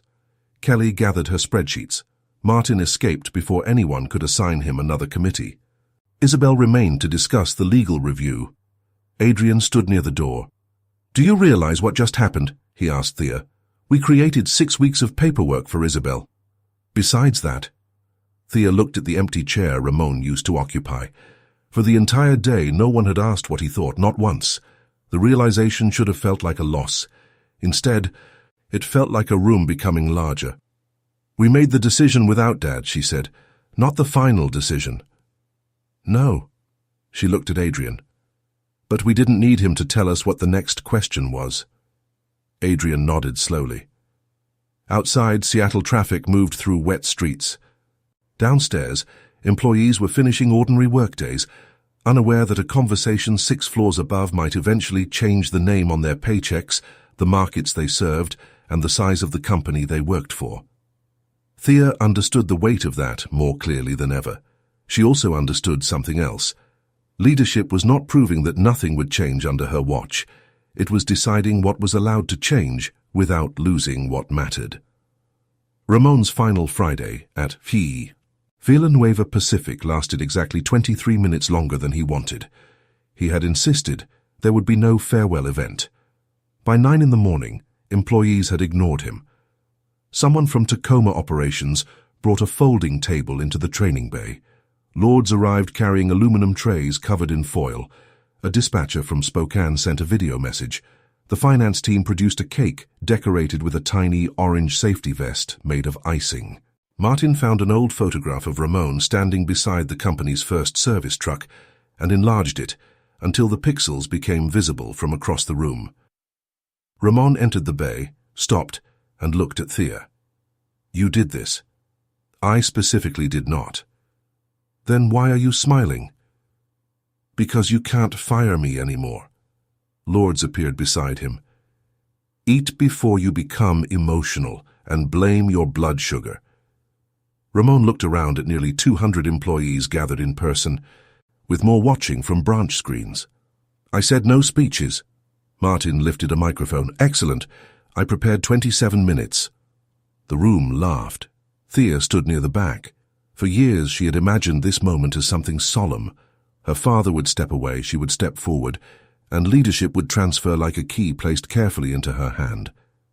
Instead, Ramon complained about cake frosting, while employees told stories about him forgetting names, but remembering service ticket numbers from 2009. A technician named Oscar recalled the winter Ramon had driven replacement parts to Yakima because every courier had cancelled. Kelly described the first time Ramon had allowed the finance team to replace his paper expense folders with software, and then printed every digital report anyway. Lords told everyone he had once slept in the Tacoma office during a snowstorm because he refused to admit the roads were too dangerous until after they closed. "I was young," Ramon said. "You were 52, Lords replied. The laughter came easily. Then Mia de la Cruz stepped forward. She had been selected for the 6-month Phoenix assignment and was leaving Washington the following week. "Mr. Villanueva," she said, visibly nervous, "I only joined the company this year, so I don't have a 20-year story. But I wanted to thank you for building a place where someone like me can have a first story." The room became quieter. Ramon looked at her for several seconds. Then he took the microphone from Martin. "That," he said, "is the only speech we needed." He turned toward the employees. "When Lords and I came to Washington, I thought success meant building something strong enough that my daughter would never have to start from nothing. I was wrong about one part. Everybody starts from something. Even if someone gives you a company, you still have to decide what kind of company it becomes next." His eyes found Thea in the crowd. She felt the familiar urge to look away when emotion became too public. This time she did not. Ramon continued. "So I am leaving before all of you start pretending my old answers are better? Because they are old." Martin raised a hand. "Some of them were bad when they were new. Especially his," Ramon said. The room laughed again. Then he placed the microphone on the table and began serving himself pancit before anyone could formally end the event. By 11:30, Ramon and Lords were gone. His advisory access card had been deactivated. Thea stood in the Tacoma parking lot, watching their car disappear onto the street. There were no mountains, no dramatic board vote, no 20-person security team. Yet the quiet felt more significant than any of those moments. Her father had truly left, not abandoned the company, trusted it. The distinction stayed with her through the next month. Harborline's due diligence became part financial examination, part organizational mirror. Their analysts reviewed contracts, fleet utilization, branch profitability, customer retention, cybersecurity, training programs, and employee turnover. Villanueva Pacific examined Harborline just as carefully. Thea insisted on that. "They are investing in us," she told Isabel. "We're also investing our future in them." So Villanueva Pacific interviewed managers at 3 Harborline subsidiaries. Thea spoke privately with employees who had lived through earlier acquisitions. Adrian visited a Colorado operation that Harborline had invested in 5 years earlier and returned with 40 pages of notes. 40? Thea asked. "You've been a terrible influence. What did you find?" "They keep promises when the promises are specific." That sentence became the center of their negotiations. Broad assurances disappeared from the term sheet and were replaced by measurable commitments. Training budgets could not fall below a defined percentage during the first 3 years. Villanueva Pacific retained authority over branch staffing. Harborline could recommend shared systems, but could not mandate replacements without operating review. Any future proposal for full acquisition required independent valuation and approval from a supermajority of existing Villanueva shareholders. The more precise the agreement became, the less Thea feared it. One Tuesday evening, she and Adrian remained at headquarters after everyone else had gone. Seattle glowed beyond the windows. Office towers reflected in Elliott Bay. Thea was reading the newest term sheet when Adrian placed 2 takeout containers on her desk. "Your mother sent food. How did she know we were here?" "Your mother always knows where food is needed." Inside were chicken adobo, rice, and vegetables packed separately, because Lords believed mixed containers represented a collapse of civilization. They ate at the small meeting table near Thea's window. For several minutes, they discussed only Harborline. Then Adrian said, "I changed my apartment reservation." Thea looked up. He had been staying several nights a week in a furnished downtown apartment while they decided what to do about their marriage. To what? Month to month. She waited. "I'm not assuming anything," he added. "I just don't want a 6-month lease making a decision for us." Thea appreciated the care in the sentence. "Okay." Adrian nodded. Neither reached for a bigger conversation. That too was new. They had spent years believing every uncertainty needed immediate resolution. The company had taught them deadlines. Marriage, Thea was learning, sometimes required leaving a question open long enough for the honest answer to arrive. The following week, Harborline's final proposal came before the board. The valuation had not changed. The protections had. Elaine asked Thea to speak first. She looked around the table at Kelly, Martin, Isabel, Adrian, the independent directors, and the empty seat that no longer belonged to Ramon. "I recommend approval," she said. Adrian followed. "So do I." The vote passed unanimously. 35% of Villanueva Pacific Systems would belong to Harborline Industrial Group once the transaction closed. The Villanueva family would no longer own nearly everything. Thea remained the largest voting shareholder. But something deeper had changed. For the first time, she had chosen to share ownership not because she was losing control, but because she had stopped confusing control with safety. That evening, she drove to Gig Harbor to tell her parents in person. Ramon listened from the kitchen table. When she finished, he nodded once. "Good." Thea stared at him. "That's it? You already voted." You could at least pretend to be impressed. Lords placed a bowl of fruit between them. "He has been pretending not to be impressed since you arrived." Ramon frowned at his wife. "I am retired. I'm allowed privacy." Thea laughed, and for the first time hearing her father call himself retired did not sound like something ending. It sounded like permission. 10 days before the scheduled Phoenix opening, Elena Cruz called Thea at 5:48 in the morning.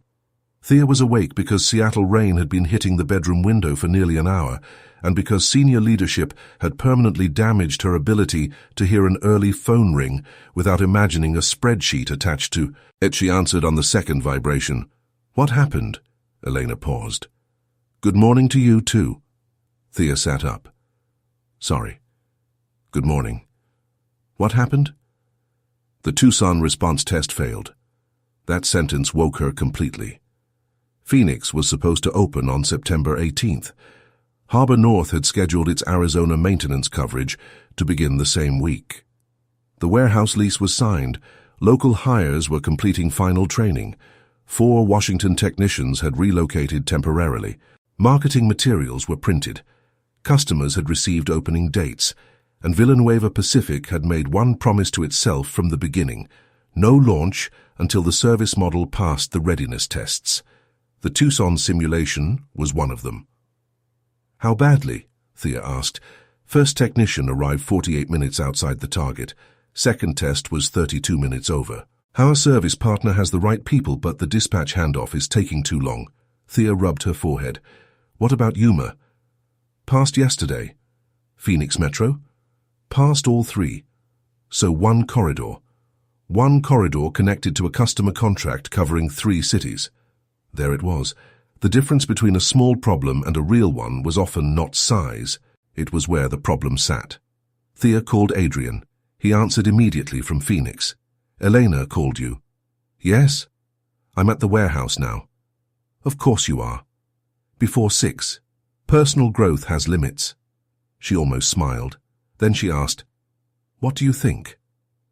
Months earlier, that question would have been a test. Now she actually wanted the answer. Adrian was quiet for a moment. I think we can probably fix it in 10 days. Probably. Yes. And if we don't? Another pause. Then we shouldn't open. Thea closed her eyes briefly, not from relief exactly, recognition. I'm flying down, she said. By noon she was standing inside the Phoenix Training Center with Elena, Adrian, Martin, Mia de la Cruz, and representatives from the Tucson service partner. The warehouse looked almost ready for photographs. New tool cabinets lined the walls. Fleet vehicles sat in marked spaces. Training stations had been assembled along one side of the building. Someone had placed a small Philippine flag beside an American flag on Mia's desk after learning that her parents planned to visit opening week. Thea noticed it and smiled. Then the team began taking apart the failure. No one had made a dramatic mistake. That was the problem. The Tucson Partners dispatch system sent service requests to a central queue. Villanueva Pacific's system required severity classification before assignment. Each process made sense, separately. Together, they created an 18-minute delay before anyone started driving. Add Arizona distance, customer verification, and one shift change, and the response promise stopped being realistic. Martin drew the workflow on a whiteboard. We built 2 good doors and put a hallway between them. Elena nodded. A long hallway. The obvious solution was to create a direct emergency queue shared by both organizations. The less obvious problem was training enough people to use it correctly before opening day. At 3, the team gathered around the conference table. Adrian placed the updated timeline on the screen. If we run daily tests starting tomorrow, we can still hit the 18th. Thea studied the plan. How many successful tests? 6. Our threshold was 10. We only have time for 6. Mia looked down at her notes. Thea noticed. Say it, she told her. Mia looked startled. Me? You made a face. I didn't mean to. Martin smiled. Faces are data now. Mia hesitated. I think if we change the number because the calendar is inconvenient, then it wasn't really a threshold. The room became still. Adrian looked at the screen. Thea looked at Mia. 6 months earlier, a junior engineer might have waited until after the meeting to whisper that thought to a manager. Now she had said it in front of the president and the executive vice president responsible for the launch. That mattered more than the discomfort it created. Adrian closed the presentation. She's right, Mia blinked. I am? Don't sound so surprised. Thea leaned forward. Then we moved the opening. Nobody spoke for several seconds. Martin was the first. 2 weeks? Enough for 10 clean tests and 1 week of stable operation after that. Eleanor exhaled slowly. Harbor North won't like it. No, Thea said. But they will like missed response times less. Adrian nodded. I'll call them. Thea looked at him. We call them together. The conversation with Harbor North lasted 37 minutes. Their regional director was disappointed, then frustrated, then practical. Thea explained exactly what failed. Adrian explained exactly what they were changing. They offered temporary coverage through Villanueva Pacific's existing partner network until the official opening. At the end of the call, the director said something Thea did not expect. I hate the delay, but I appreciate that you found the problem before we did. Afterward, Adrian leaned back in his chair. That could have gone worse. Very inspiring leadership. Thank you. The 2-week delay cost money. It also produced something more valuable. The new shared dispatch queue passed its first test, then its second. On the 4th test, a routing error appeared and was corrected. On the 7th, a new dispatcher misunderstood a priority code, revealing a training gap. By the 10th, the process was not perfect, but it was repeatable.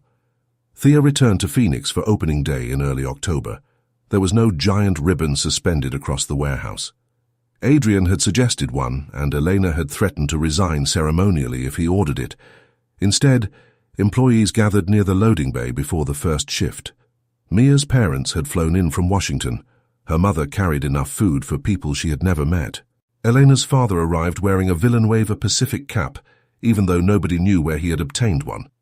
Celia Mendoza from Luzon West Freight stood near the back, smiling as if she had expected all of this. Thea said only a few words. "We are opening 2 weeks later than planned," she told them. "I am proud of that." A few employees exchanged puzzled looks. Because a date is easy to defend when everything is going well. A standard matters only when keeping it costs you something. You found a problem, you said it out loud, and nobody was punished for slowing the launch down. That is the company I want us to become. She looked toward Mia. Especially when the person saying it has been here less than a year. Mia turned red as the room applauded. The warehouse doors opened. The first service vehicles rolled into the Arizona morning. Adrian stood beside Thea as they watched. "You know," he said, "I once thought leadership meant being the person who got everyone moving. And now?" He looked at the trucks disappearing toward the highway. "Sometimes it's being the person willing to say not yet." Thea nodded. For years, she had been afraid that growth would erase the careful company her parents built. Phoenix taught her the opposite. Care was not the enemy of growth. Done properly, it was what allowed growth to survive. 6 months after the morning 20 security officers stood in the lobby, the board gathered again to decide who should become Chief Executive Officer of Villanueva Pacific Systems. This time, Dennis was the only guard at reception. He looked at Thea's badge as she walked in. "Should I call 19 friends?" "Please don't. I miss the professionalism. You ate 3 breakfast sandwiches that morning." "Professional breakfast sandwiches." Thea laughed and entered the elevator. The building felt different now. Harborline's investment had closed 2 months earlier. The Phoenix branch was operating ahead of its revised customer retention target. Spokane overtime had fallen. Tacoma had expanded its training center. Harborline and Villanueva Pacific were testing shared fleet software in one branch instead of forcing a company-wide rollout. Nothing had become magically easy. There were budget arguments, hiring mistakes, delayed parts, customers who changed requirements at the worst possible moment, and managers who occasionally treated every inconvenience as evidence of a corporate emergency. Thea had never been happier at work. The board meeting began at 9. Elaine Foster summarized the 6-month evaluation period. The directors had interviewed senior leaders, branch managers, Harborline representatives, customers, and employees. They had reviewed the Phoenix launch, financial performance, retention, safety data, and progress on decentralizing operating authority. Then, Elaine closed the report. "We have 3 options," she said. "Hire externally, appoint Thea, or appoint Adrian." Adrian shifted in his chair. Thea did not look at him. Months earlier, those words would have tightened the entire room. Now they were simply options. Elaine continued, "Before we discuss candidates, I want each of you to tell the board what role you actually want, not what you think proves something, not what you think Ramon wanted, what you want." Thea almost smiled. Apparently everyone in her life had discovered the same question. Elaine pointed toward Adrian first. He rested his forearms on the table. "I don't want the CEO job." Thea turned toward him. Martin blinked. "Well, this meeting got shorter." Elaine ignored him. "Explain." Adrian nodded. 6 months ago, I wanted the title because I thought authority was the missing proof that my work mattered here. Then I had the title temporarily. I learned 2 things. First, I can do the job. Second, I don't like enough of the job to want it. Kelly smiled. Adrian continued. I like building markets. I like customers. I like taking a blank map and figuring out where the company can responsibly go next.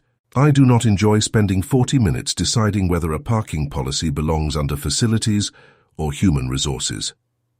Nobody enjoys that, Isabel said. Then we are all healing. The room laughed. Adrian became serious again. I want to remain Executive Vice President of Growth and Strategy.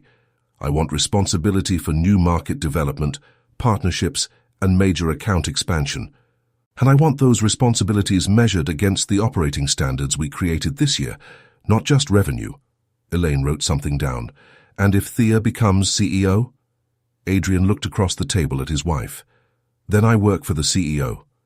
The sentence was simple. Thea knew how difficult it would once have been for him to say. Elaine turned to her. Your turn. Thea had prepared 3 pages of notes. She did not open them. I want the job, she said. The words surprised her with their clarity. Not because my father had it, not because I have the shares, and not because I think I'm the only person who can protect the company. I don't think that anymore. Ramon would have enjoyed hearing that sentence. She continued, I want it because the last 6 months showed me what the job actually is. It isn't having the final answer. It's building a system where good answers can survive people with bigger titles. I think I'm good at that. I'm still learning. But I want the responsibility.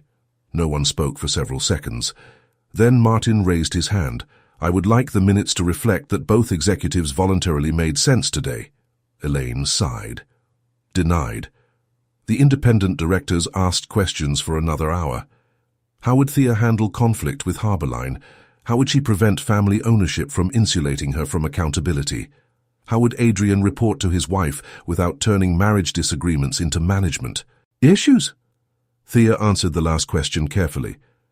The same way Kelly reports to me even when she thinks I'm wrong. Defined authority, written metrics, and a board willing to intervene if we stop behaving like adults. Kelly nodded. Accurate. Adrian added, and if we're arguing about dishes at home, Phoenix doesn't need to know. At 11:20, Thea and Adrian were asked to leave while the board deliberated. They walked to the same kitchenette where they had once debated the Harborline offer. Adrian poured coffee. Nervous? Yes. Good. Why good? You used to look completely calm before important decisions. It was terrifying. Thea accepted the cup. I was not calm. I know that now. They stood beside the window. Their marriage had also changed during those 6 months, though more quietly than the company. Adrian had given up the furnished apartment 3 months earlier, but he had not simply returned to the bedroom as if distance had been a scheduling issue. They had rebuilt ordinary life slowly. Grocery shopping, Sunday coffee, dinners without laptops. A rule that neither could use the phrase from an operational standpoint during personal disagreements. They had even returned to the lodge near Snoqualmie Pass one weekend in late winter. Not to recreate the argument. To finish the trip, they had interrupted. They walked the same easy trail beneath wet fir trees. At the parking lot, Adrian stopped beside the place where he had loaded the SUV months before. I thought leaving was practical, he had said. Thea remembered standing beside him in the cold. It was practical. That's why it hurt. You solved the transportation and ignored the relationship. He nodded. I was so focused on proving I could lead without you that I forgot I had chosen to build a life with you. Thea had taken his hand. And I was so afraid you wanted to take something from me that I stopped asking what you were trying to build for yourself. They had not needed a larger speech. Back in the headquarters kitchenette, Isabel appeared at the door. They're ready. Thea and Adrian returned to the boardroom. Elaine waited until they were seated. The vote was unanimous. Thea felt Adrian's hand briefly touch the back of her chair. Effective Monday, Elaine said, Althea Villanueva will serve as Chief Executive Officer of Villanueva Pacific Systems. Thea inhaled slowly. There was applause this time. Small, appropriate, human. Adrian was the first person to stand. Later, when the room emptied, Thea remained beside the long walnut table. She remembered entering the same floor months earlier, believing leadership was something she might have to defend from her own husband. Now the title had arrived only after both of them stopped needing it to settle. The question of who mattered more. Adrian paused at the doorway. CEO Villanueva? She looked at him. Don't start. I was going to ask if you wanted lunch. Oh. Power changed you quickly. Thea laughed and followed him into the hallway. The office at the end of the corridor was waiting. For once, she was in no hurry to reach it.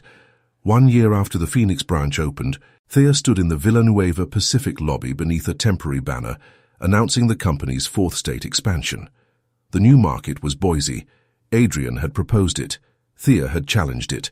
The branch managers had changed it. Harborline had funded part of it, and nobody considered that sequence unusual anymore. Dennis sat behind reception, watching 3 contractors assemble a display near the elevators. "Only 3 people in matching shirts," he said. "Very disappointing." Thea knew exactly what he meant. "You're still talking about the 20 security officers?" "That was the most organized morning of my career. You have to move on. I choose resilience through memory." Thea shook her head and crossed the lobby. The cream blazer she had worn that morning was still in her closet at home. She had considered donating it twice and changed her mind both times. Not because it represented a victory. The day had become more useful than that. It reminded her how easily people could misunderstand what power looked like. 20 guards had made everyone stop talking. The decisions afterward had changed the company. Upstairs, the executive floor was busier than it had been under Ramon. The CEO office no longer contained the oversized desk he had once used. Thea had moved it to a conference room and replaced it with a smaller table where 4 people could sit without feeling summoned. On one wall hung the photograph of the original Tacoma warehouse. Beside it hung a new photograph taken in Phoenix. Eleanor, Mia, Martin, Adrian, Thea, and 32 employees standing outside the loading bay on opening morning. Thea liked the 2 photographs together. Neither looked like a finished company. At 10, she joined a quarterly leadership meeting. Mia de la Cruz appeared by video from Phoenix. Her 6-month assignment had become permanent after she accepted a process improvement manager role. Her parents had objected for approximately 3 weeks, then began visiting Arizona so frequently that Elena joked they had relocated emotionally before changing their mailing address. "The Tucson response target is green for the 4th consecutive quarter," Mia reported. Martin leaned toward his microphone. "You mean the process we delayed opening to fix actually works?" "Shocking," Mia said. "I blame management." Thea smiled. Adrian presented Boise next. His slides were shorter now. That might have been the most dramatic transformation in the entire company. He proposed a limited service hub with local hiring, 2 anchor customers, and a 12-month review before any second Idaho location. The model was ambitious, but not reckless. It contained exit points, training requirements, and explicit questions that had to be answered before expansion continued. When he finished, Thea asked 3 questions. He answered 2 and wrote down the 3rd. Nobody in the room looked between husband and wife to see who had won. Thea noticed that too. After the meeting, Adrian followed her into the hallway. "Dinner at your parents' tonight." "I know. Your mother texted me twice." "Only twice? I think she's losing confidence in me." "Did you answer?" "Immediately. I'm not reckless." Their marriage was not perfect. That fact no longer frightened Thea. They still disagreed about schedules. Adrian still believed 2 suitcases were unnecessary for any trip shorter than a month. Thea still reorganized the dishwasher after he loaded it and claimed she was merely improving capacity. They still sometimes brought work frustration home and had to recognize it before an argument acquired the wrong name, but they had learned to notice sooner. They had learned that being understood was not the same as being agreed with.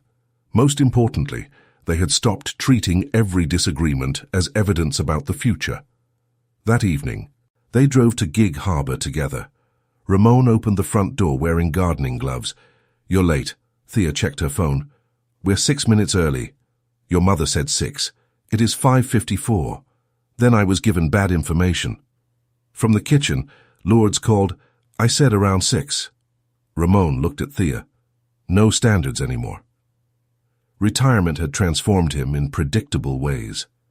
He had joined a local woodworking group, planted too many tomatoes, and somehow become more informed about company news, while insisting he no longer followed company news. He never attended board meetings. He also never asked Thea for confidential numbers. That boundary had taken discipline from both of them, At dinner, Lord served pancit, grilled fish, vegetables, and a tray of lumpia Ramon had been expressly forbidden to touch before everyone sat down. He had clearly touched it. Halfway through the meal, Adrian mentioned Boise. Ramon's eyes brightened automatically. Then he caught himself. "I have no opinion." Thea laughed. "You absolutely have an opinion. I am retired. That has never prevented an opinion." Lords placed more rice on his plate. "He told me the population growth statistics at breakfast." Ramon looked betrayed. Adrian smiled. "I'd actually like to hear what you think." Thea looked at him. Ramon did too.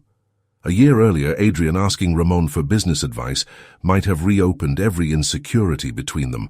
Now it was simply one experienced person asking another. Ramon gave his view. Adrian disagreed with part of it. Thea disagreed with both of them about a second point. Lords told everyone the fish was getting cold. Nobody's place in the family changed because of the conversation. Later, Thea stepped onto the back deck with a cup of tea. The evening was clear. Across the water, lights appeared one by one along the shoreline. Ramon joined her. For a while, neither spoke. Then he said, "Your mother showed me the Phoenix picture." "Which one?" "The one in your office." Thea nodded.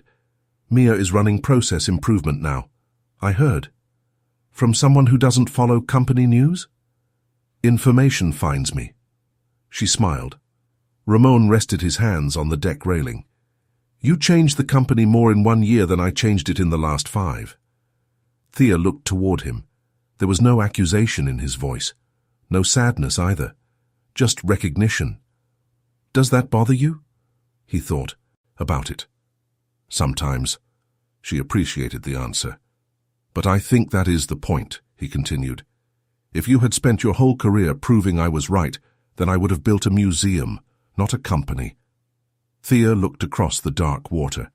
She thought about the mountain lodge, the empty parking space after Adrian drove away, the board meeting she had chosen not to interrupt, the morning she returned with 20 security officers, Phoenix, Harbor Line, Ramon's resignation, and every ordinary conversation that had mattered more than the dramatic ones. For years, she had believed strength meant holding on tightly enough that nothing important could be taken from her. She knew better now. Strength could also mean loosening your grip without abandoning your values. It could mean letting another person lead something you cared about. It could mean changing your mind without losing yourself. It could mean returning after disappointment, not to reclaim the exact place you had before, but to build a better place from what you learned. Adrian opened the back door. "Lord says dessert is ready, and apparently there is a narrow window for optimal cake temperature." Ramon immediately turned toward the house. "That sounds serious." Thea remained outside for 1 more second. The company would change again. So would her marriage, her family, and the version of herself she currently understood. For once, that thought did not feel like danger. It felt like life.